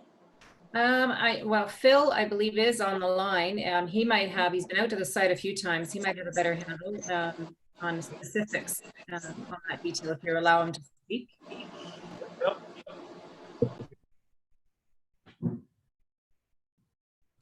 Phil, are you there? Hello, can you hear me? Yes, we can. How are you doing? Okay. Good evening, guys. Through you, Mr. Mayor, to Councillor Gartner. The intention wasn't to paint the entire wall. It was actually to accommodate a number of murals. The first mural is the one that we're trying to accommodate with a $5,000 budget. And so the idea is that the mural could be, again, in consultation with the selected artist. We would propose a mural of somewhere between, roughly, 10 feet in length. And the walls are anywhere from, the shortest walls along Yonge Street are about 2 feet. In that area, though, in front of the Catholic Church, they're roughly 6.5 to 7.5 feet. And they're quite consistent along that way. So the intention wasn't necessarily to paint the entire wall. It was to paint a portion of it, and with the intention that there could be subsequent murals somewhere down the road. Councillor?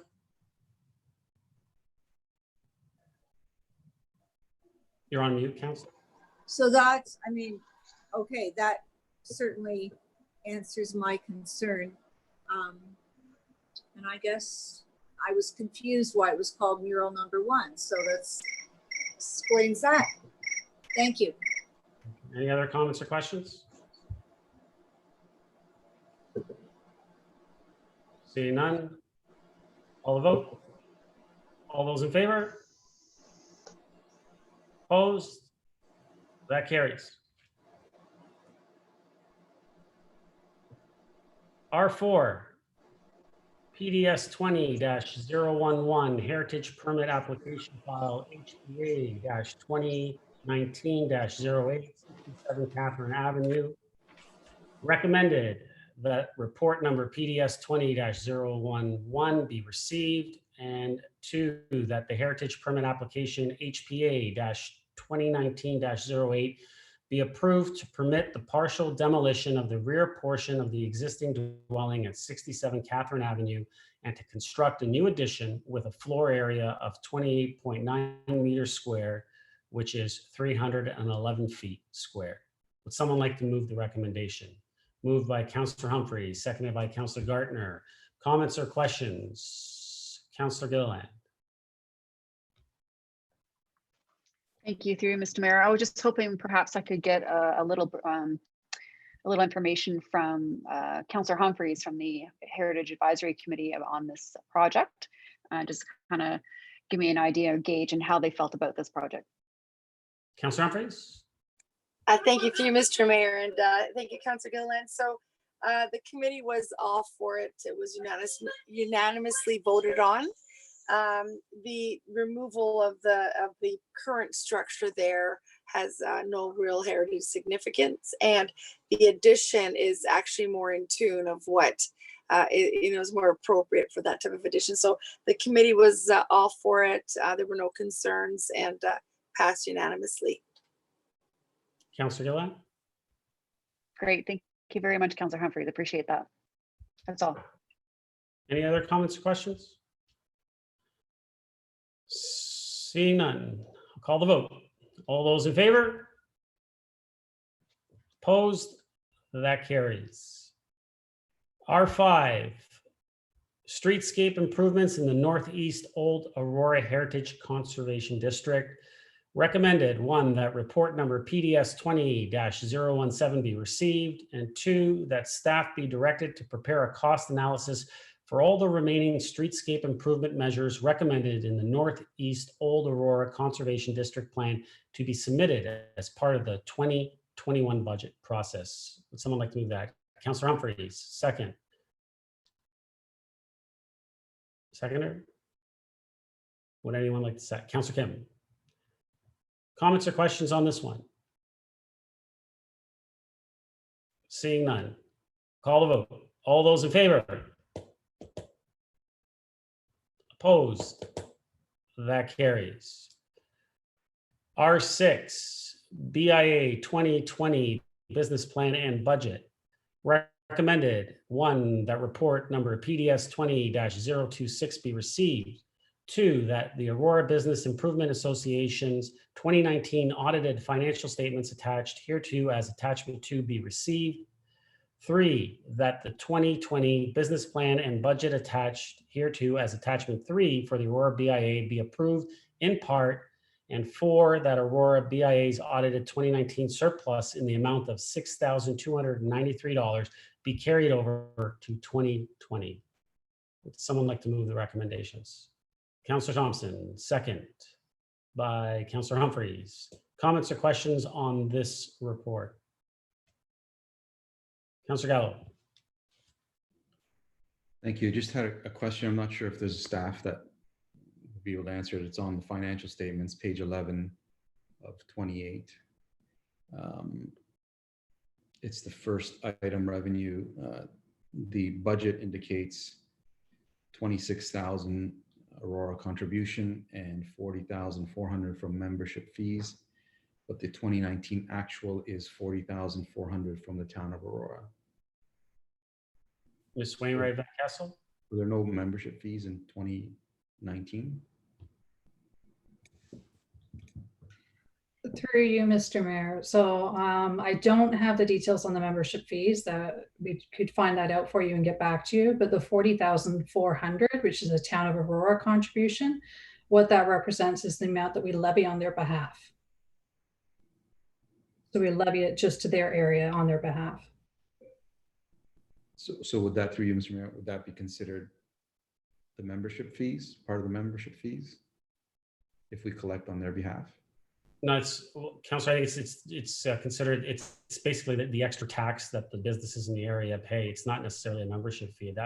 I'm not sure what the membership fee is, but Ms. Wainwright Van Kessel, did you? Through you, Mr. Mayor, I'm not sure exactly what the membership fee is. I'm just familiar with the amount that we do levy on their behalf.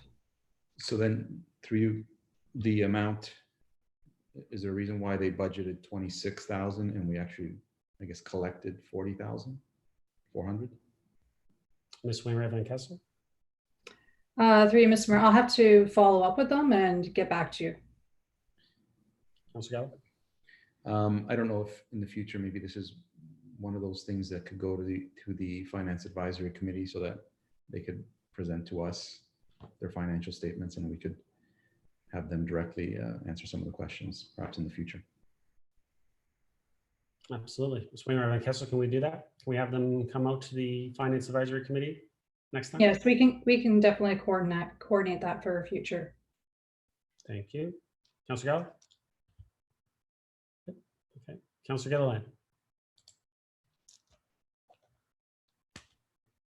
Thank you, Mr. Mayor. Councillor Gallo, thank you for asking that question. I had a similar one about the fees. I was kind of confused by that. I was just wondering if you had any indication of what the professional fees kind of meant.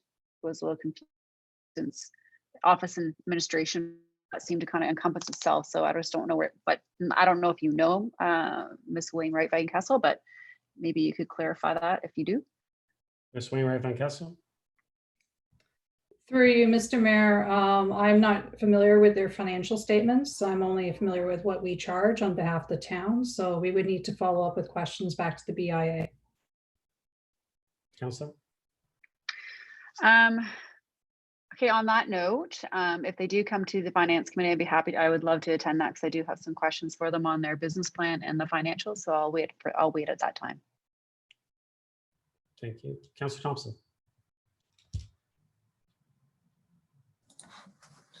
Thank you. Well, I think it would be good to get clarification on their reports that Councillor Gallo indicated. I will remind council that in the 2019 report that came to us, it clearly stated that the BIA levy that was proposed was 40,400, and council approved that. Thank you, Councilor Thompson. Any other comments or questions? Councilor Gardner.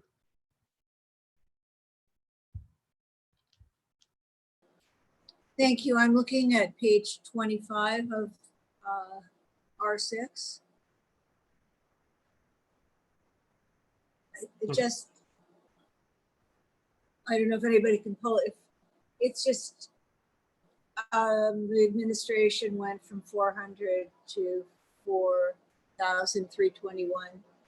No money was spent on advertising or entertainment costs or signs. A lot of money was spent on the hoedown, so, and the parade. So maybe it's just because it's the first year, and I think it's the first year, and they're just getting used to the whole process. But the budgeting for 2019 was definitely off the mark. So just throw that into the pot, please. Thank you. Any other comments for the first time before I go back to Councilor Gallo? Councilor Gallo, second time. Thank you. Just to be clear, my question was mainly about their budget of 26,000. I guess they would have expected to receive something else, but clarity is always good. Also, just in general, we collect on their behalf. Yes, they are tax dollars. I don't know to what extent the town is responsible for that money.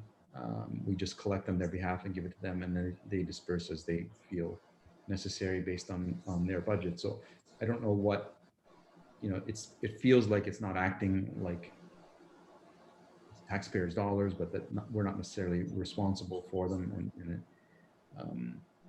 it's in front of us. It's on an agenda item. It feels like it's somewhat different than everything else we do. We collect specifically a different amount for them to administer. Mr.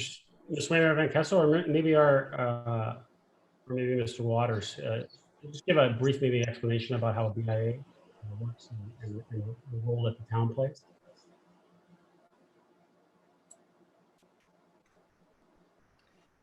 Through you, Mr. Mayor. So the role that the town plays in this, particular with this report, is normally they would be presenting a budget which would predict how much they were planning to spend for this year. This help us determine what we would be including in the tax bills that go out to the BIA members, and we only remit that to the BIA after it's been collected. But it's council's opportunity to approve the budget on. We would then approve how much we would include in the final tax bill. Councilor? Yeah, and that's fine. I'm trying to, the end game is understand accountability, and that we're not necessarily, they're accountable to those business owners that are funding them, not necessarily to the tax base at large. So that's why we're, coming in at a bit of a different angle than we would normally when we fund. That was my only point, that they're accountable to those business owners that fund them. Mm-hmm. Thank you. Any other comments or questions? All vote. All those in favor? Opposed? That carries. R7. Request to designate 15074 Yonge Street, Poplar Villa, under Part 4 of the Ontario Heritage Act. Recommended, 1, that report number PDS 20-028 be received. 2, that the property at 15074 Yonge Street, including the building known as Poplar Villa and its surrounding yards, be designated under Part 4 of the Ontario Heritage Act as a property of cultural heritage value or interest. And 3, that the town clerk be authorized to publish and serve council's notice of intention to designate in accordance with the requirements of the Ontario Heritage Act And 4, that the designation bylaw be brought before council for adoption if no objections are received within the 30-day period as per the Ontario Heritage Act. Someone like to move that?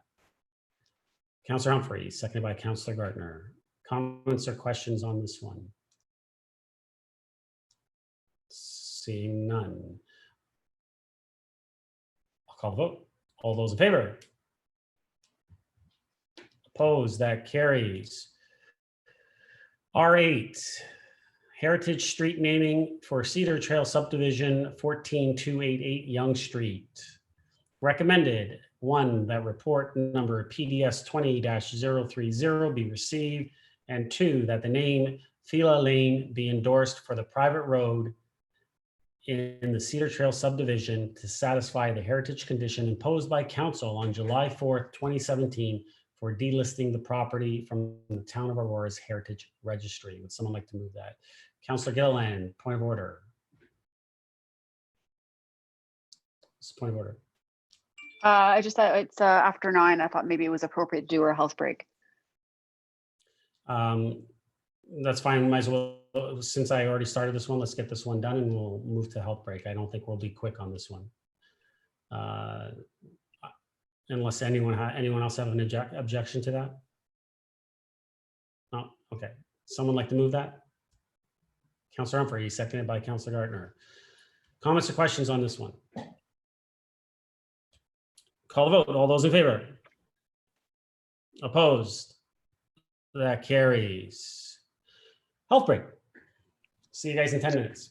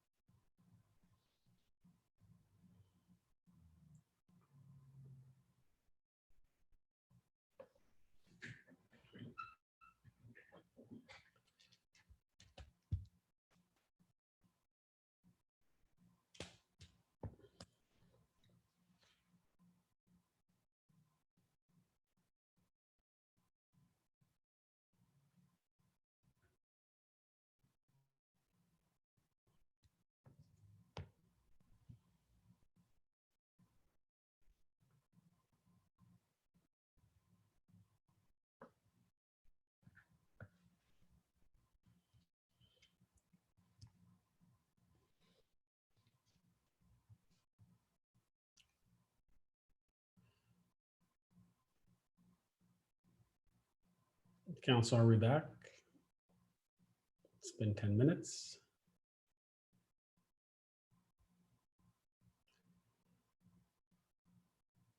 All right, we have quorum. Mr. Clerk, R9, 2019 year-end budget report as at December 31st, 2019, deferred from council meeting of June 23rd, 2020. Recommended that report number FIN 20-015 be received for information. Someone like to move that? Councilor Thompson, Councilor Gardner, comments or questions on the report?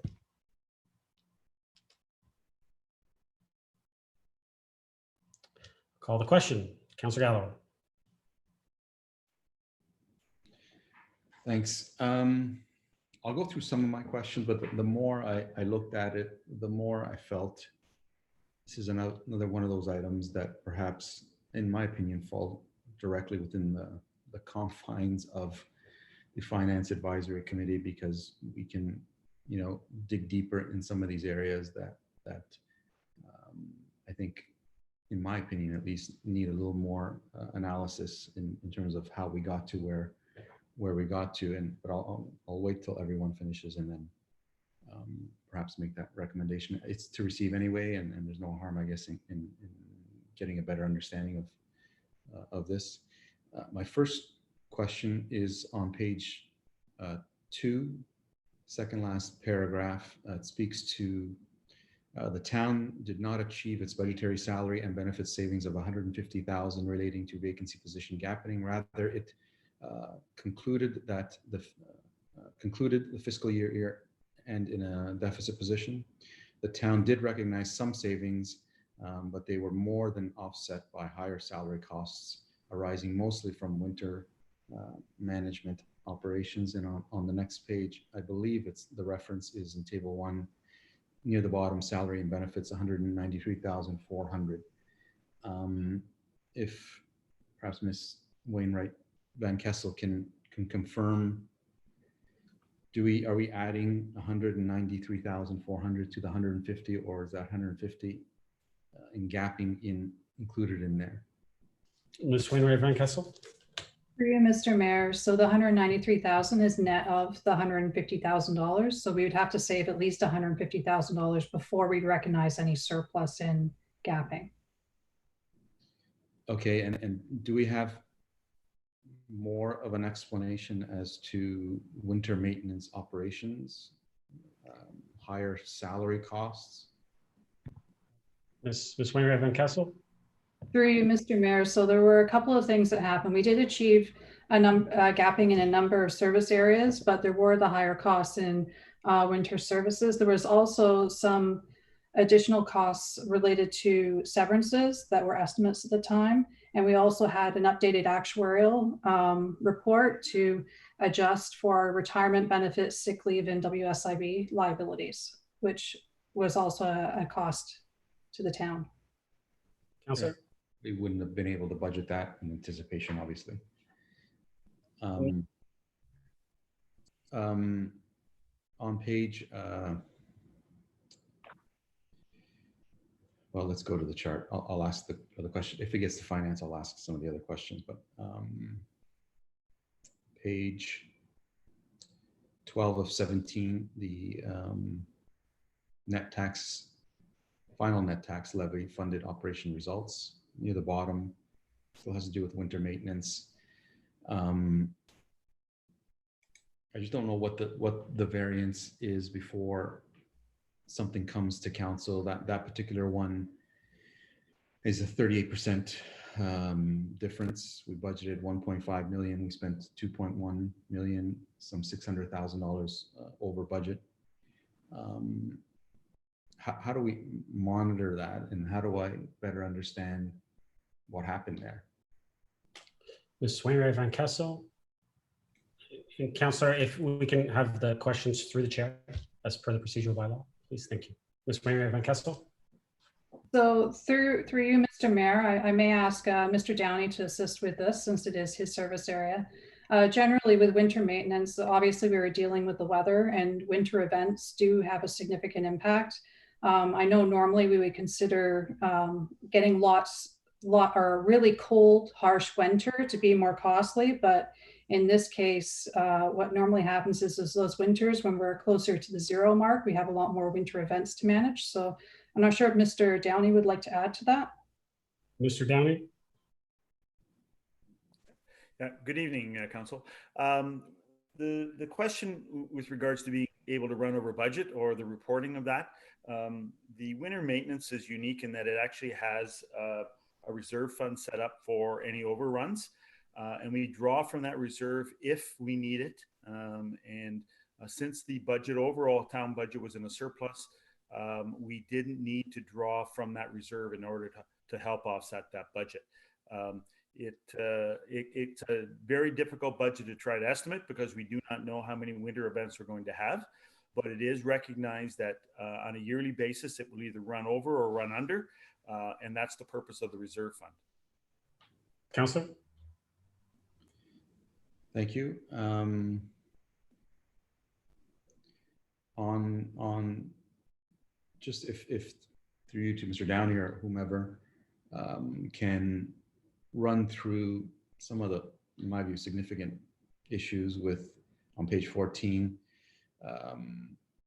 water services and just I guess the issue of budgeting that we thought we would have a certain amount of sales and we didn't. Could Mr. Downey go through that? Mr. Downey? Through you, Mr. Mayor, I believe Rachel is going to. Yeah, I was going to say Ms. Wainwright Van Kessel. Thank you, Mr. Downey. Okay, so through you, Mr. Mayor, so when we compare our water budget, our water actuals to what was budgeted, there was 2 factors that drove this variance. And one of them was related to a large commercial client. So there was an issue with one of their meters. They're on a multi-meter system where there's one of the meters that failed. And when a meter fails, it will underreport water. So this one stopped reporting, but it was a meter that would actually reduce the overall bill that that client would receive. So we did a correction to make sure that that was adjusted for. The other part was related to the volumes, and the volumes that were estimated in the budget for water and wastewater. Back in 2018, the volumes were fairly reasonable, but in 2019, the volumes increased significantly, which accounted for strong growth, but it did not consider conservation efforts at that time. Also, water consumption is subject to weather in the summertime. So if we have significant amount of rain, we're using a lot less water. So on a hotter summer, we'll use more water. We found that the water that was estimated for volumes was actually lower, or sorry, the water that was estimated for the budget in 2019 was too low. So we had to make an adjustment when we calculated the rates for the 2020 budget to readjust for what they should be at. And between those 2 items, that accounts for most of the variance within the water budget. Councillor? Okay, so I guess through you, Mr. Mayor,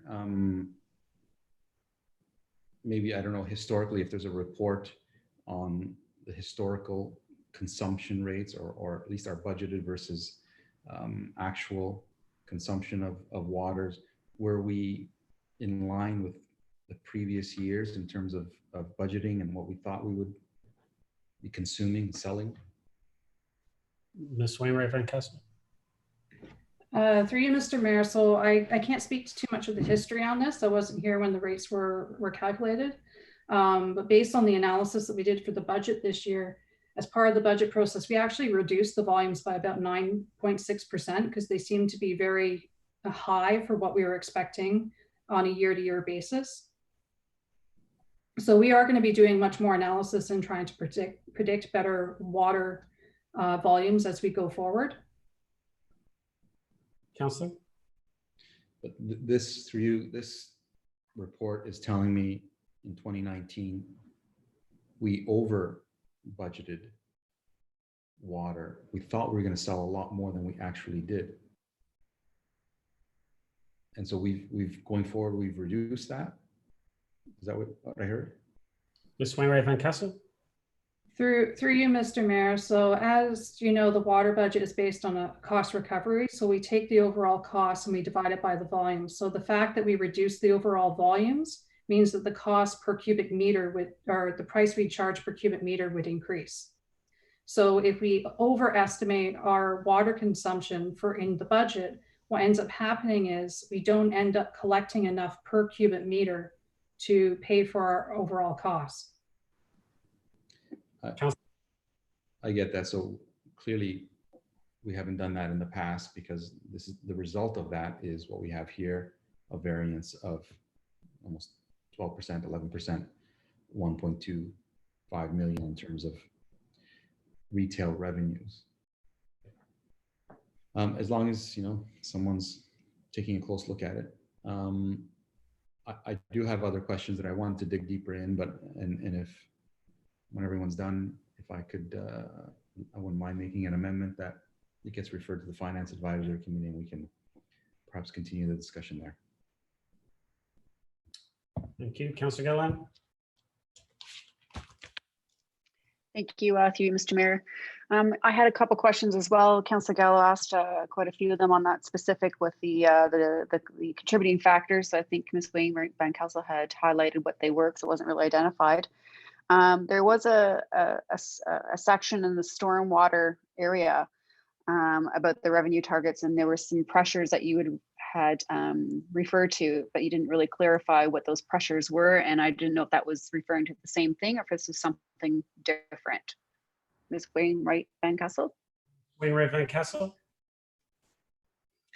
Through you, Mr. Mayor. So there were some additional cost pressures. Mr. Downey will be able to speak to those a bit more clearly, but we also did find that there was a calculation issue in the way that the stormwater rates were calculated for the 2019 budget. So we didn't collect enough in revenues on those as well. Councillor. Mr. Downey, is he going to clarify, or? Mr. Downey. So through you, Mr. Mayor, as you know, we're going through a stormwater management review with development engineering. We need to get a better idea of what work is required in order to continue to maintain our storm ponds as originally designed. And so some of the work that we did last year was greater than we had anticipated cost-wise, but we are working hard and trying to capture what costs we actually need to put into the reserve in order to ensure the integrity of the storm ponds in the long term. Councillor. Great, thank you. That was my main question there. Another question I had through you to Mr. Downey is the ice rentals, and I just wanted to know why, and slash other, why they were down so much than previous year. Seemed to be quite a stark decline. I'm going to let Robin jump in on that one. Okay. Thank you, Mr. Mayor. Actually, our Director of Finance would like to comment on this particular item. Okay, Ms. Wainwright Van Kessel, we'll try for a third time. Through you, Mr. Mayor. So this situation arose because the system that we use for doing the ice rental booking has an issue within it in the way it calculates deferred revenue.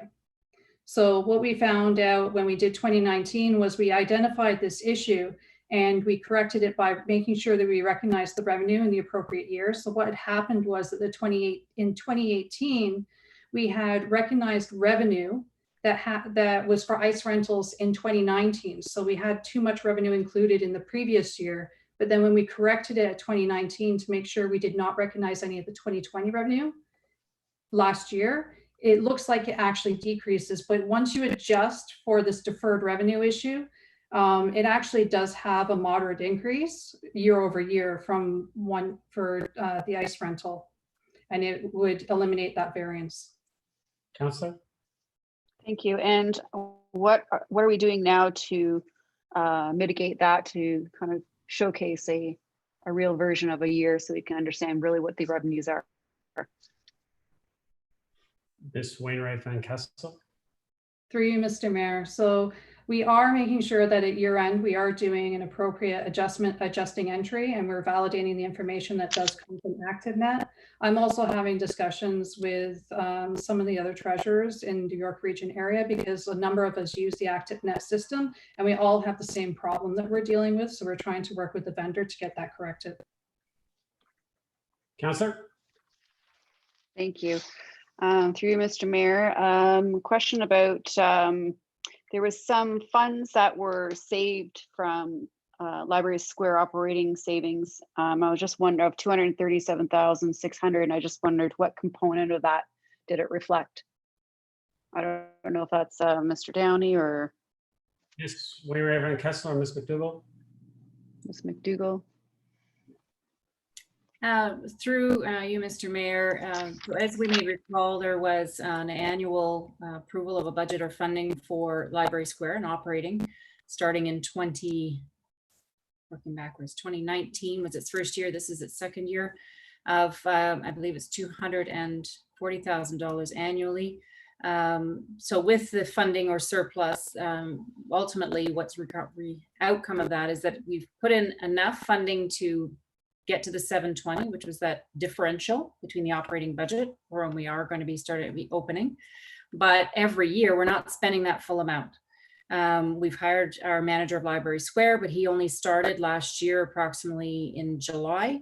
And beyond that, there were not significant expenditures beyond his salary in 2019. So there would definitely be a surplus based on the annual allotment that was put aside for Library Square. Councillor? Perfect. Thank you so much for clarifying that. And then I guess the last thing was just really a comment, and that I was kind of really happy to see that we're showing some savings on the energy from all the LED lighting. So it's kind of exciting to see that we're actually getting a little bit of a return from the conversion, all that. That's all. Thank you. Councillor Gardner?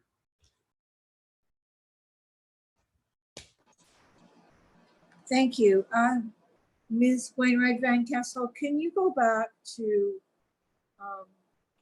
the volume for water and wastewater increased substantially, and you mentioned something about growth? Ms. Wainwright Van Kessel? So through you, Mr. Mayor. So what happened was in 2018, we were very close to our estimate in water volume. So we were about 1.3% off, or just 70,000 cubic meters below what the budget was. So it was fairly reasonable. In 2019, we assumed that the water volume would increase by 3.6%, which is about just 196,000 cubic meters compared to the 2018 budget. But what happened was in 2019, the demand for water was much lower. So it was 8% lower than what it was in 2019, the year prior.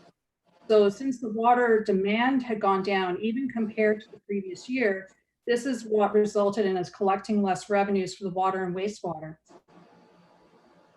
So one of the things I can remember, like just anecdotally, is in 2019, I remember actually having to start removing water from my pool rather than filling my pool all the time. So it peaks in much wetter summers. So that usually results in much lower water consumption during those peak months.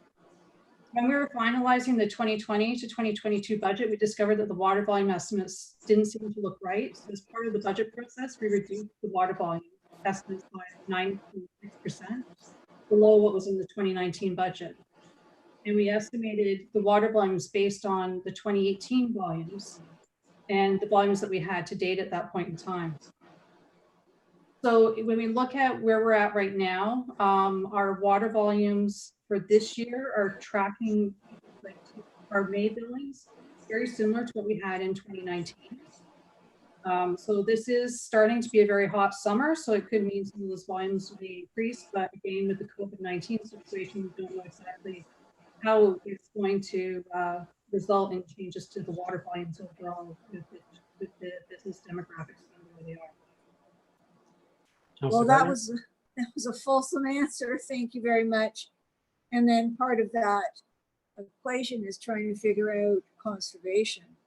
And we've been really, really good at conservation, but maybe we've kind of done everything that we can. you know, residents as well as the town. Thank you. Ms. McDougall, I'm sorry, I didn't understand your answer. I understand about the $240,000 a year we're collecting for 3 years for the town square, but there, did I read that there's 237,600 left over? That couldn't have been in 1 year. We started collecting that in 2019, I believe. Councillor, before I go, can I just remind to questions through the chair? Oh, I'm so sorry. Mr. Chair, could you? Ms. McDougall. I would have to ask finance for assistance, but on the spot here, I will review that number. Certainly from starting at the 240, it was in 2019. The salary for our manager of Library Square was the only thing that we incurred in 2019, aside from some minor nominal amounts from computer that he needed and so on, minor thing. So I agree, it doesn't quite add up. So I can make sure we have that information for next week for you. Thank you. That's all, Mr. Mayor. Thank you. Any other comments or questions? I'm just going to add, this item was deferred, so so council could have some more time to discuss this report with staff and dig deep into it. And so I want to thank Councillor Thompson and Councillor Gartner for reaching out to staff during those 2 weeks and discussing this report with staff. Councillor Gallo, second time.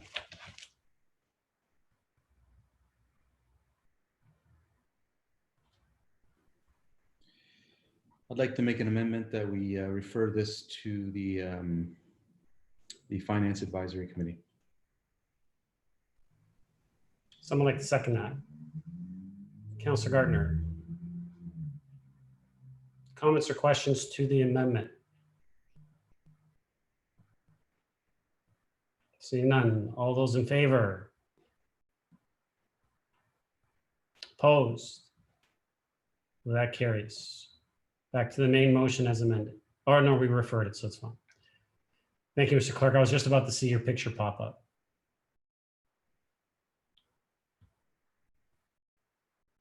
All right.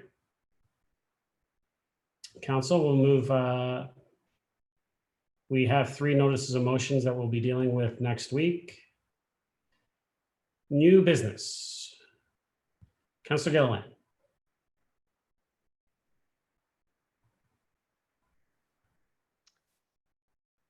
Thank you. I just want to really thank staff for forging forward with the community cleanup day. I know that we're speaking offline, and there was an example in another municipality that we're going forward, and staff has really come to bat and has created this community cleanup on the weekend, July 25th and 26th. There's a website, aurora.ca/cleanup. There's a whole website. There will be a map that'll be also uploaded as well for community residents to participate in helping keeping Aurora beautiful. So I'm really grateful for the residents who have contacted me, who have been interested in participating and helping keeping Aurora beautiful. And thank you so much for staff for putting this together as quickly as they could to make this happen. So that's about it. Thank you. Thank you. Mr. Downey, would you happen to know how many years the community cleanup has been happening? I'm asking you just because you've been around for so long. Yeah, another history lesson. So I'll say since I've been here, because I know that Mayor Jones used to have cleanup days. So it's been going on at least 20 years. Yeah, it's a great tradition, and I'm happy to see it continue, even though we've been through this difficult time. So I appreciate all the work that you have. Any other new business, Councillor? Councillor Gilliland, any other new business? No new business, and just a comment that certainly wasn't a lack of recognition that Aurora has been doing community cleanup. It's I think that the residents have been really eager to do it, and if there was a virtual way that we could do it in I guess conforming to the health and safety guidelines and putting it all together, that was something that I was really proud that staff was able to kind of do quickly. So thank you. Councillor Gallo, new business. Yes. through you, Mr. Chair, to whoever or staff answered, do they have a timeline of when we'll be able to sit as council in the council chambers? Or I'll ask our CAO, Mr. Nanarazi. I believe we're looking maybe at possibly September. Mr. CAO? Thank you. Thank you, through you, Mr. Mayor. Right now, we're anticipating that staffing would be back in town hall in September. That could change if things get opened up faster, then we could change that. But right now we are, that's our tentative sort of return to town hall in some order. We have, however, outfitted all of our service counters with proper partitions, plexiglass-based partitions. So we are ready from a physical setup perspective, should we decide to open up any of our public areas sooner. Councillor? My reference was the council meetings when we can be in person. Well, through you, Mr. Mayor, we're considering town hall to be closed. We're considering our rec centers to be closed. So, well, of course, we're bringing some of the rec things back over time. So right now we're looking at September unless we get other direction. Thank you. Councillor, I was just going to add to that,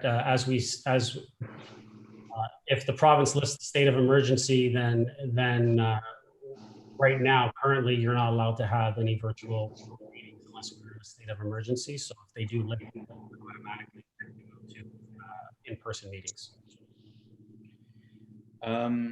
Not sure who to direct this to, but driving around town, there's quite a few walls and fences that are in disrepair and appear to be on public property.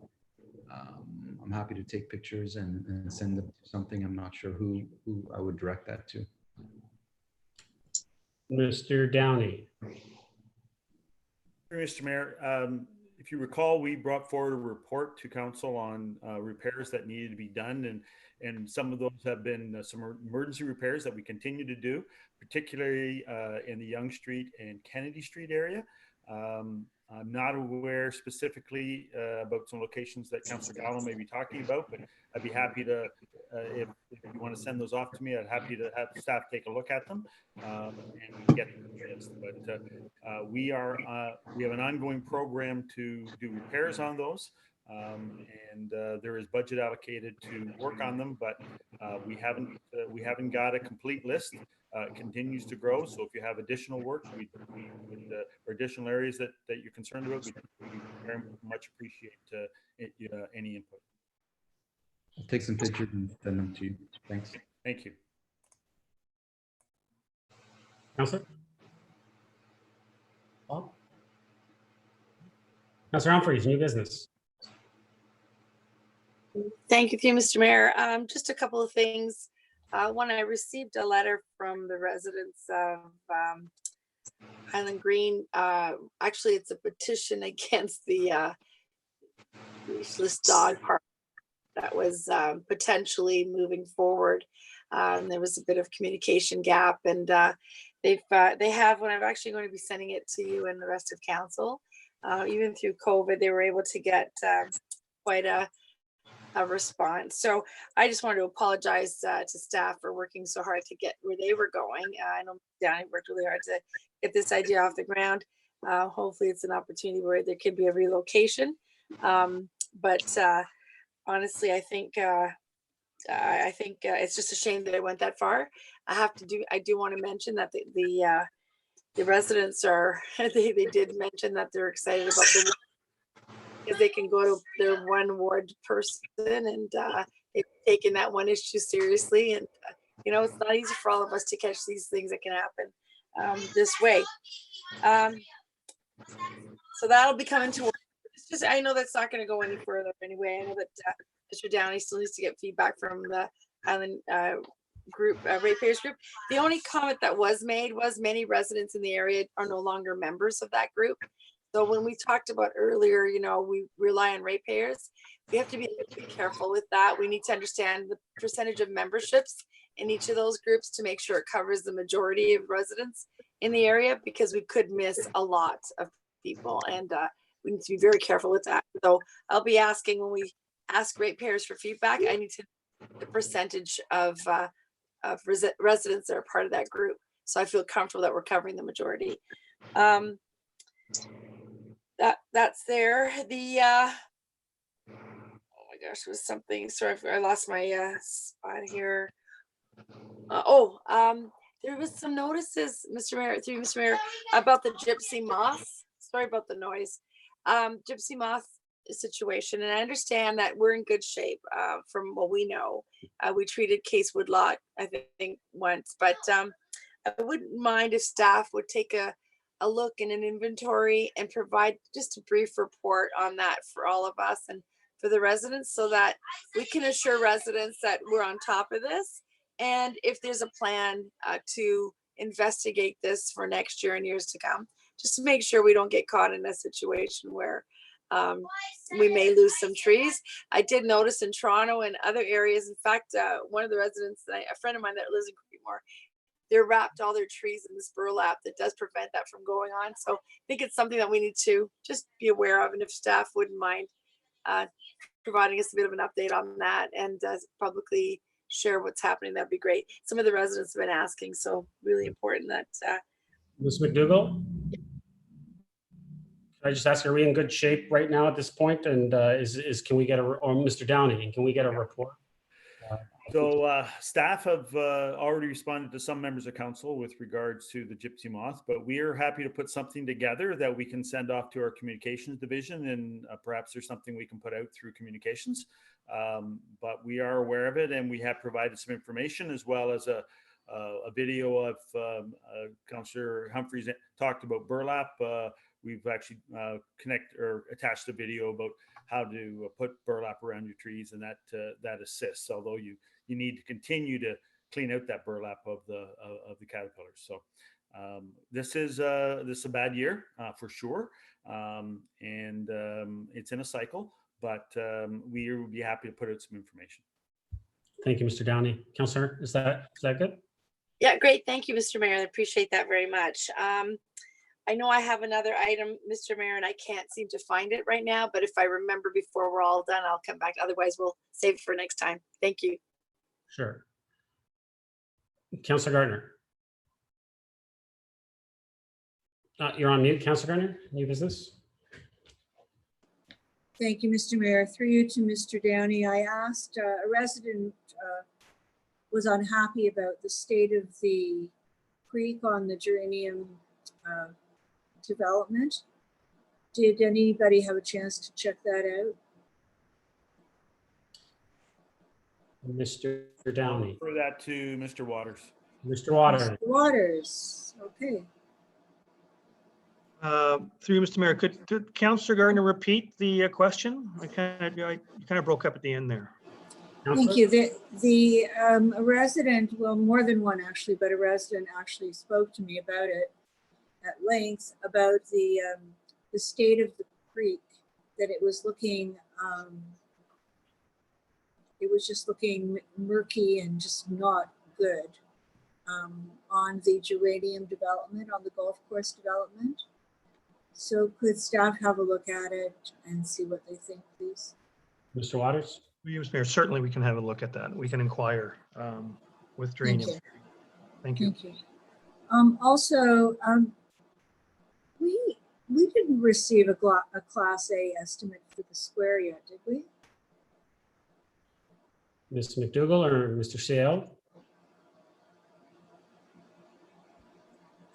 Through you, Mr. Mayor, that was part of our most recent report that came before council. There was a Class A estimate shared with council at that time, and we proceeded as such. So that has come back to council. And what was the date of the report, please? I'm going to suggest it has to be in May. Hang on, I'll see if I can pull it quickly for you. Okay, thank you. I can get it to you instead of holding the meeting if you wish. I'm not sure. I'll take a minute. Thank you. Thank you very much. Appreciate that. Anything else, Councillor? No, that's all I have. Okay. We're a new business, right? Yeah, this is new business. We'll get the public service announcements. Councillor Kim, new business? Yes, through you, Mr. Mayor, to Mr. Nadarasny. I know with the uncertainty with COVID and everything, there's a lot of cancellations and uncertainties. But can you confirm whether Niagara College is still continuing with their fall agenda, or is that still up in the air? Mr. Chair. Through you, Mr. Mayor. I'm not entirely sure what their fall agenda consists of at this time. I think they're probably waiting to see where the whole college university picture goes. It'll certainly have some influence, although the operation in Aurora is very different. I know they have offered a number of, are offering a number of online mini cooking tutorials as one of their responses to the current situation. They also have opened up and allowed takeout, and I believe their patio is now open as well for selected hours. So it's by no means a full operation, and they certainly are being greatly affected in terms of what their plan was for the larger space, as right now they're not allowed basically to use any of the indoor space. But I know they're anxious to get at it, and I think like everybody else, are just waiting to see what pace the province allows for increased activity and larger groups to gather. Councillor? Thank you. Thank you. Councillor Thompson, new business? So I have one, Council, if everyone's aware. Oh, Councillor Humphreys. Yes, you remember. Go ahead. I remember. I'm sorry, Mr. Mayor. Just in terms of Ms. Beaton that came in earlier today to delegate about the road construction on Holman and Johnson, and just to confirm if we can get a report back from staff to clarify, the project, was it, approved twice? Is there a story behind that? She quoted the same project number. So if I can get a bit of update for staff, for all of us from staff on that and what happened, I'd appreciate that. If we can come for the next meeting or an email to us, that'd be good. Mr. Waters or Mr. Downey? Ms. Wainwright is in council. Mr. Waters, go ahead. You're already jumped. Okay. Ms. Wainwright is in council. Mr. So we did look into a little bit of this while the meeting was going on. So back in 2018 for both of these projects, the funds that were required for design was what was requested for approval. Later in 2018, there was also an in-year approval that happened at the time of the tender award for the design. And this was to add additional money to both projects relating to provisional items for potential extra works, which involved mostly soil, groundwater, infiltration, investigations, and they were funded from the sewer reserve. In both these years, so in both 2018 and 2019, the construction was forecasted on estimates that were developed in 2017 as a future budget. So they were estimated at that time. They were not sought for approval. So as part of the 2020 budget process, the construction for both these projects was requested. So that it wasn't that it was re-budgeted, it was the next phase of the project. So it was the budget for the construction part of the project. The budget for the construction did increase significantly versus what was forecasted back in the 2018 and 2019 budgets. So for projects, for the first project 31118, that went from 3.3 million to 4.76 million. And my screen is dark. Oh, here we go. And 3119 increased from 2.2 million to 4.5 million. So the construction estimates were originally based on information from 2017, and they would have been updated in 2019 to reflect the latest information that has come from the design, plus also reflect the current costs. So as far as why it changed, that would be more a question for Ms. Mihail in David's area. But that's what has happened. Wow. So the costs did escalate. The delegate did speak to how the 2018 budget was not cited as part of the 2020 budget approval, which is correct, it was not. This is an issue that the changes we're going to be implementing for the 2021 budget will correct. So in the past, the town's capital budget has focused only on the future capital requests and is not considered capital projects. So the 2021 budget, we will make sure that we have a complete picture. We will see how much has been spent to date, what was previously approved, and then what we're seeking as a change to that budget. So it'll be very clear for council to understand and for residents to understand what our complete capital picture looks like. Right. Thank you. Thank you, Mr. Mayor. And thank you very much, Ms. Winter Brandcastle. I really appreciate that. And as I heard delegate speaking, I thought about that was your new policy that you wanted to put in place, a real change management policy, that whatever happens in the year, that capital budget is closed and started again, so that everyone understands what the significant or minor changes could be. I really appreciate that detail in regards to the increase. I guess we can find out if you wouldn't mind putting that in a bit of a summary so that we understand clearly that bit of history and why and what we're going to do in the future. I'd really appreciate that. We can help the residents understand, other residents who are probably very interested in that this evening, and get that cleared up. So thank you very much. And last but not least, Mr. Mayor, the one last one, I'm really sorry. I believe the Cousins Drive crossing, we did hear from Metrolinx. Unless I missed something, I heard something verbally, but I don't think I saw anything official. That did they provide an approval for that crossing? And what's our next steps? Because I'm sure they're not going to be funding it. Has anyone heard about this one? Well, Mr. Waters. Thank you, Mr. Mayor. Through you, we did reach out. The mayor did reach out to Metrolinx in writing, and they did respond back to the town. They said they are open to looking at the crossing and are willing to entertain into conversation with us. I don't believe. I think any kind of funding from Metrolinx is probably off the table, but they were willing to work with us to achieve the crossing. So we're going to have some further discussions with them on that. Wonderful, thank you. There's some residents that are really quite interested in what we're going to be doing with that, and if it's something we need to consider for the 2021 budget. So I appreciate that update. Thank you so much. And that's it, Mr. Mayor.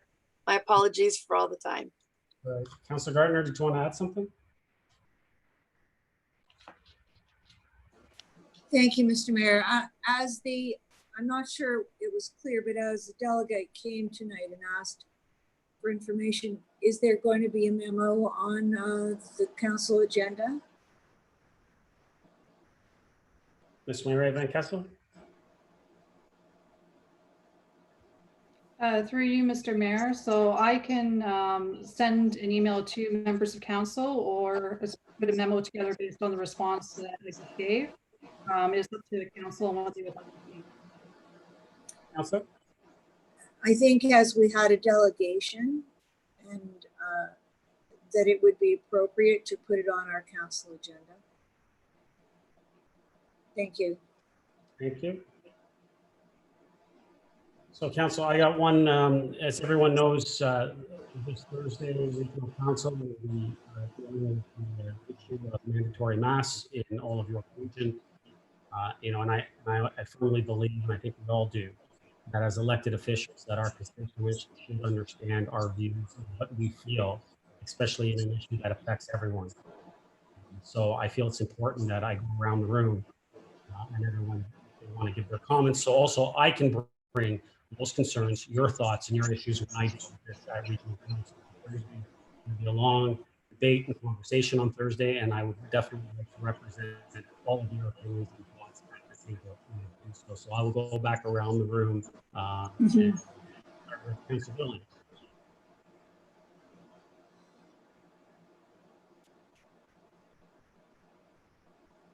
Councilor Gilliland? Sorry, you were cutting up. Is this the PSA portion? No, this is about, I said that I'll be dealing with mandatory masks at the region on Thursday. And I think it's important for the public to understand where their elected officials stand. And I also think it's important that I Can you not hear me? No. You're breaking up, Mr. Mayor. Can you hear me now? Yes. Yeah, you can hear me now? Yes. Yeah. Okay, so Thursday, I'm dealing with mandatory masks at the region. I think it's important that as elected officials, that our residents have a full understanding of where each and every one of us stand on an issue that affects everyone. And I also believe it's important that I bring your views, and your concerns, and your thoughts to the regional table when I discuss this on Thursday. Therefore, I want to give each of you the opportunity to make your views known on mandatory masks, such an important. I'm going to go back around the room in order. Councilor Gillis.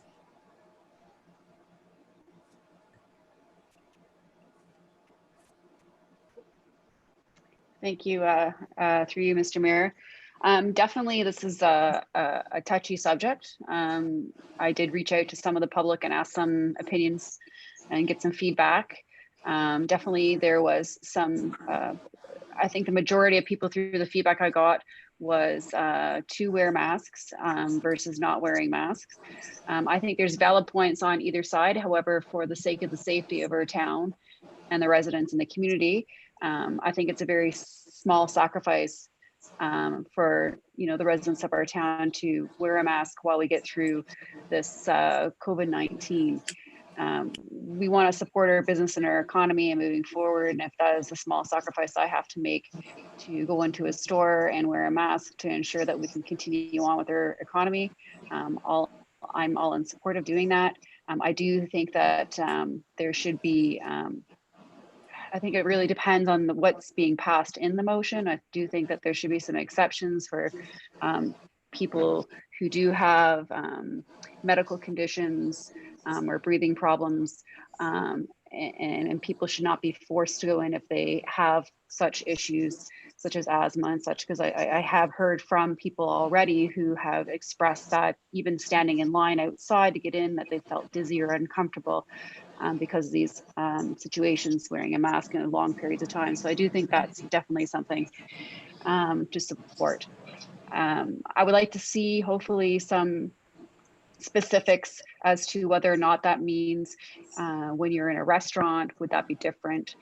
Or if you're in a public place that doesn't require physical distancing because it's already very far apart, then I would like to see things like that being very specified on that. I think there is a time and a place for the outdoor mask, and maybe that needs to be specified. As far as the mandatory mask and the fines and how it's being enforced, perhaps the best approach would be not necessarily finding immediately, but more on education. And I really hope that they look at that. I think we all want to succeed in this all together and get through this all together. It's just finding that right balance with the motion that's being put forward that's going to help everybody get through this. Thank you, Councilor Gillis.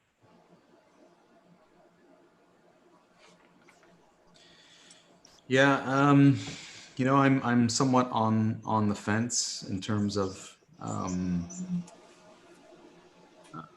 I believe that if our medical experts say that this is the right thing to do, then I encourage it. At the same time, those who don't feel comfortable wearing it, I certainly won't shun them or look at them in any different way. I'm a strong proponent of individual rights. At the same time, I think you encourage people to wear masks, but at the same time, if someone doesn't feel they want to or need to, I don't have an issue with them not wearing it. And at the end of the day, how do you really enforce it? Yeah, that's kind of where I feel right now, at least. Thank you, Councilor Humphreys. Yeah, Mr. Mayor, I'm for wearing masks, especially if you're in an environment where you cannot avoid being 6 feet apart or for that social distancing. That is so critical right now. We've never, in our lifetimes have gone through a pandemic such as this, and the medical experts are asking us to do this, not even for ourselves, but consideration of others around us. And I know it's not easy, it's difficult, but I do believe it's why we are doing, Canadians are doing so much better, even with or without the mask. We're honoring the rules. And I believe adding that mask, that will help our economy open up a little more safer and give us that safe security that we're keeping each other safe, to be indoors and be able to do things that we haven't been able to do so freely in the several months, I think is very important. I know it's a sacrifice for many. I know it's not easy for those that have issues like asthma and other areas where they just can't wear a mask. And I think that's the tough piece. It's like, we can't force that to happen. And there should be, hopefully, if there is some sort of enforcement, that there's an allowance for those individuals that just can't wear masks, and for all the right reasons. We need to respect that. And I would absolutely respect that. But I do believe right now, it's the way to go in order to get this economy going, and for us to get back out there and do what we so freely did before all this started. And my prayers are that, this is going to end and we won't have to wear those masks for very long. But in the meantime, it's a sacrifice we have to make.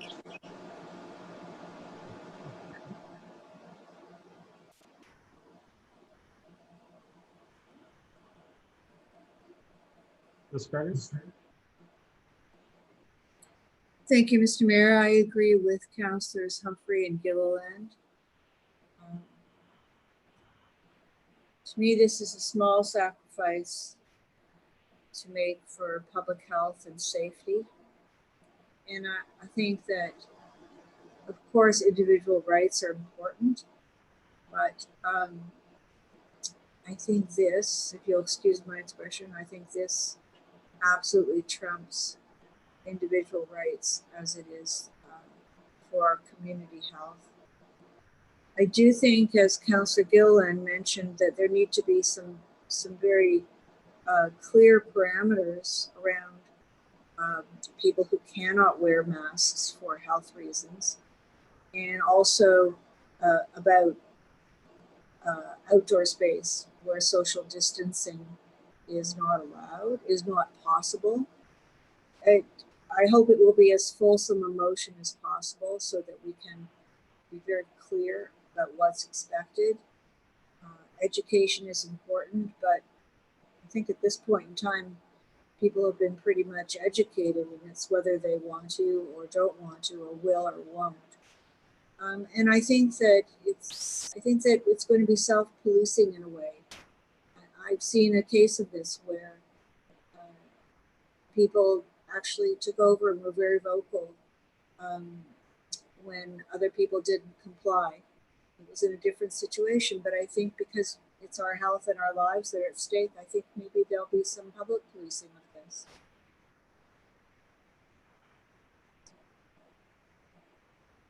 Thank you, Councillor. Councillor Thompson.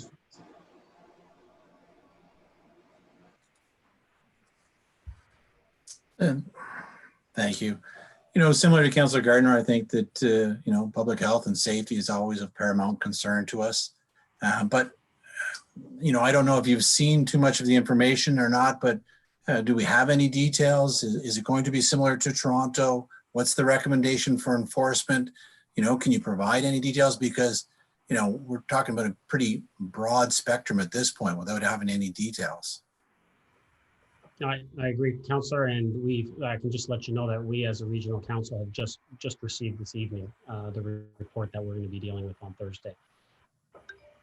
So I'm going to be going through that all tonight and tomorrow, and so I'll be able to update you all with what's proposal there is. I can just give you some examples. There are, I've kind of skimmed through it. There are some examples where they speak to what's been passed in Durham, PL, Toronto, and they use some of the same language, some of the same exemptions that they are using, and they're just incorporated into a York region.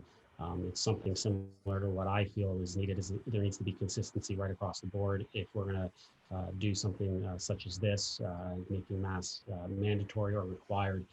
Then there should be consistency within the GTHA, and that's my quick glance at the report. That is what is being recommended to Regional Council at this point. And certainly, you know, my understanding of the bylaw that passed in Toronto, and I certainly don't know all the details, but you know, while they ask for a mandatory usage of masks, there are plenty of provisions and exceptions within it to ensure that those that you know, may have medical conditions and or reasons why they cannot wear one are taken into consideration. And furthermore, I believe Mayor Tory's even said that while it's mandatory, they will not take a hard line on enforcement. They will use education and they won't be going out and fining anyone. Do you know if the recommendation from York Region and for yourself towards the Town of Aurora bylaw will be the same? Will you recommend that while it be mandatory, there will be no enforcement of fines, that it'll strictly be educational? I firmly believe that it should be educational. It shouldn't, we shouldn't be doing fines. And I can tell you the region, the second recommendation, the fact that education rather than enforcement shall be the principal objective of the instruction. And you know, and I certainly agree with that. I mean, you know, I'm all for the encouragement and for the education of residents to, you know, try and get them to voluntarily utilize masks so that the public is best, you know, healthy and safe. Thank you. Councillor Kim. Thank you, Mr. Mayor. I mean, certainly, you know, in this COVID environment, you think that we'd all be acting as one humanitarian body, but it's, you know, because everyone has cabin fever, it's become somewhat adversarial, and it's unfortunate. But, you know, my view is that, you know, whatever York Region decides, and it has to be consistent with the regions that are adjacent to ours, whether it be Peel, City of Toronto, Halton, Durham, you know, even Simcoe, because, you know, we travel in and out of all these regions, that it wouldn't make any sense for one region to have one set of rules and another region to have another. So, you know, if the motion that's going to be discussed at York Region is going to be similar to the City of Toronto's and Peel's and the others that are going to be tabled, then I think that's the most important thing. I think personally, you know, in public spaces, you know, where you know, whether it be a supermarket or municipal building, I think indoors, I think it would be proper to wear a mask. When it comes to outdoor spaces, you know, if you're walking by yourself on a sidewalk, I'm not sure that there's a need for that, because, you know, the whole point of being outside is to get some fresh air. And sometimes for many people that, you know, being muffled by a mask, you know, will take away from the enjoyment of fresh air, especially if you're by yourself or within your household. So I think, you know, like they say, I don't want to say the devil is in the details, but the angel is in the details in terms of, you know, if you're going to be wearing a mask outside, you know, it should be where there's a certain level of density. Again, I don't know what Toronto's and Peel's and the others are, but, you know, I think we need to, you know, mimic theirs, so that there's some homogeneity to that, because there is, you know, transferring of people from one area to another to go for hikes and visit people. But, you know, just from straight off, you know, indoors, outdoors, sure, it'd be preferable to have masks all around. But I think when you're outside, there are going to be times when it's going to be pretty sparse, and, you know, I don't see the need to enforce that. And I do believe in the educational component of it, because certainly no municipality has the capacity or the number of bylaw officers to really enforce anything, certainly, whether it be dog tags or you know, weeds on the front lawn. You know, we don't have the capacity to enforce anything anyway, or all of those offending people. So, you know, I think the educational component, you know, we need to be empathetic in this time. Thank you, Councillor. Well, thank you everyone for voicing your opinions and thoughts on this matter. There's lots to discuss on Thursday. I think that some of the more important things is the fact that I believe needs to be consistent amongst the GTHA. One thing I know that is not in the report as I skim through it is that there's no timeline. I believe, and I'm going to argue at the region, that this needs to be a temporary bylaw, not a permanent bylaw, and there needs to be a timeline on it. We can extend it once we get to that end date, or we can revoke the bylaw, but it needs to be temporary. I think that's an important policy that needs to be written into this bylaw. But most of the jurisdictions, and if you read the Toronto bylaw, the mandatory face covering is in regards to indoor spaces. It doesn't include outdoor settings, and it doesn't include indoor settings that are not open to the public. And reading, like I said, a quick glance, I think the region's looking at the same thing, and I think that that's important. So I think as we move to stage 3, and when we do get to stage 3 and things begin to open up more and more, we've heard from our chief medical officer that masks provide another layer of reducing the risk. It's obviously the most important things are physical distancing, washing your hands, but this adds another layer. And I think as we open up on stage 3, I think it's important that everyone wears their mask. I wear my mask everywhere I go. I suggest that everyone wears their mask. And I think it's important as we move into stage 3 and more things open up that everyone does wear their mask. And as this is a regional bylaw that would be implemented, many of the mayors, I know I've had conversations and regional councillors with the chairman and with staff stating that because it's a regional bylaw, the cost for education and whether if there was enforcement down the road, that would be borne by the region, not by the individual municipalities, because it's not our bylaw, it's a regional bylaw. So those are some of the things that will be discussed on Thursday for sure. It's going to be an interesting debate. I'd suggest if anyone's interested to watch it, and we'll see what happens on Thursday. But thank you very much for your thoughts and in regards to this matter, and I'll definitely bring all your concerns. It sounds to me that we're pretty much all on the same page, so I'll definitely relay those concerns as far as this council and our community at the region on Thursday. So thank you, Council. Public service announcements.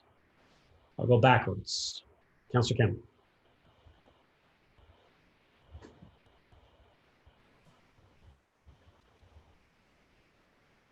Thank you, Mr. Mayor. Looking for ways to stay active and engaged while you're social distancing and self-isolating? Check out our Recreation at Home webpage that contains a collection of games, activities, and ideas to keep you and your family active at home.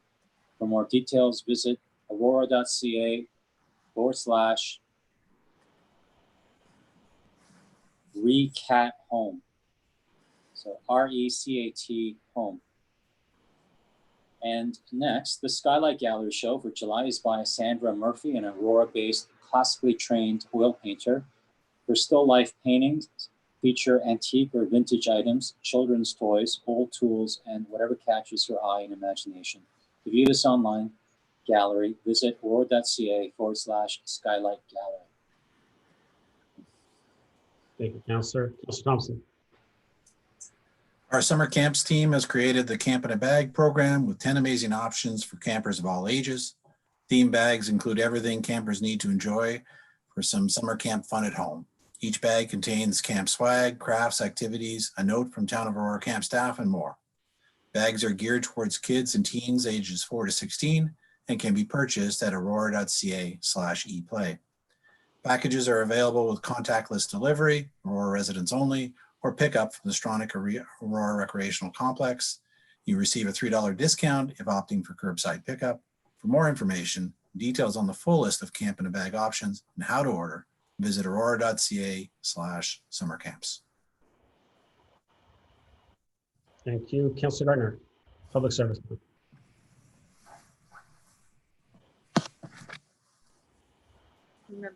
First, I'd like to congratulate teacher Gina Shilolo. She was the teacher that worked with her children on the monarch butterfly issue. She decided that she wanted to focus on promoting strong connections between children and nature. And she successfully applied for a job at the board, and she will be an outdoor education teacher. So congratulations to her. Mr. Mayor, you gave me a hard one. I'll try and do this. Share your good news. Aurora businesses have been impacted greatly by the pandemic, but continue to be leaders in this community. Let's recognize how, through hashtag Aurora Business Lead, and continue to support them as they reopen and recover. Share stories of local businesses that have given back and have had a positive impact on our community during these difficult times. And to do this, please visit engageaurora.ca/our stories, hashtag our COVID-19 stories. Also, please shop locally. Visit Aurora's one-stop online resource for shopping and supporting local. Visit exploreaurora.ca for more details. Thank you, Councillor. Councillor Humphries. Thank you. The town of Aurora is holding its annual community cleanup event to help our beautiful community litter free. The event is a bit different this year. We won't be holding a large gathering, but small groups and families can clean up areas in the town that have litter. The cleanup will be held over 2 days, July 25th and 26th, and you must sign up to participate. You can visit aurora.ca/cleanup. And also, there's the 20 female leaders in 2020. This application deadline is July the 8th. Oops.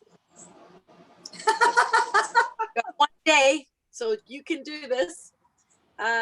Please, any coaches, officials, and board members, don't miss your chance to apply. And there's the full details on aurora.ca/female sport leaders. You can do it. You got 1 day, you can do this. Thanks. Councillor Gallo. Thank you. Have you taken our Community Energy Plan CEP survey yet? The CEP is a comprehensive long-term plan to improve energy efficiency and reduce energy consumption and greenhouse gas emissions locally. To be effective, it's critical that this plan represent the insights and ideas of our community members. By contributing your thoughts on the vision and goals, we can set a strong direction for the future. We are also looking for your thoughts and input on how you use energy at work, home, and on the road to help shape strategies within the plan. Complete the survey and share your thoughts at engageaurora.ca/CEP.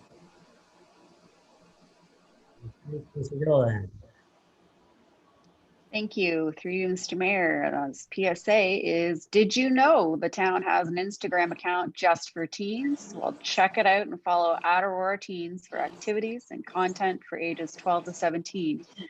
If you can't access Instagram, not to worry. The youth section of our #Rec at Home, or otherwise known as aurora.ca Rec at Home website, has tons of great resources and activities for teens.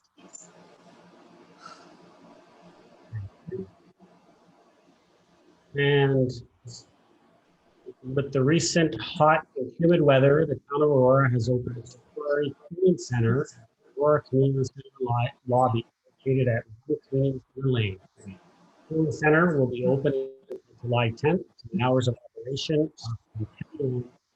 to 5 p.m. Residents who wish to use the cooling center must adhere to the provincial health guidelines during the COVID-19 pandemic and maintain a physical distance of 6 feet, wear a face mask, and adhere to proper hand hygiene. Residents will be screened when they arrive and provided with a disposable face mask if they do not have one. For more information, call 905-727-1375. Splash pads in Aurora are now open. Nothing beats the heat like a trip to the splash pad, and there are plenty of options around town. The locations include Town Park, Ada Johnson Park, Trent Park, Stuart Burnett Park, and Edward Coltman Park. Splash pads have the adjusted hours this season of 10 a.m. to 9 p.m. daily to allow for sanitizing. We ask that all residents respect physical distancing guidelines and to sanitize their hands before and after using the amenities. And I'd just like to finish it off. 2 weeks ago, well, actually, no, it wasn't two, actually it was 2 weeks ago. I mentioned that the Magna Golf Course sold and that the new owners will be staying and keeping it in the Magna Golf Club. Well, this week, I'd like to announce, and it's exciting, I know I've already announced it officially, that Magna is committed to our town and have decided to extend their lease and stay in the town of Aurora. They've been a great community partner, a great corporate citizen, and I think this is exciting for our town. I was able to sit in on some of those meetings and have discussions, and yeah, they're committed to our town. They've extended their lease, and it's a greater than 5-year term, and so we're excited to have them continue the long relationship that they've had with this town and continue to be a leading global corporation that is headquarters is here in the town of Aurora. So that's very exciting for our town moving forward. With that, I will ask for a motion to adjourn. Councilor Gardner, second. Councilor Kim, all those in favor? Opposed? That carries. We're adjourned. Thank you, everyone. Enjoy the rest of the week and stay safe.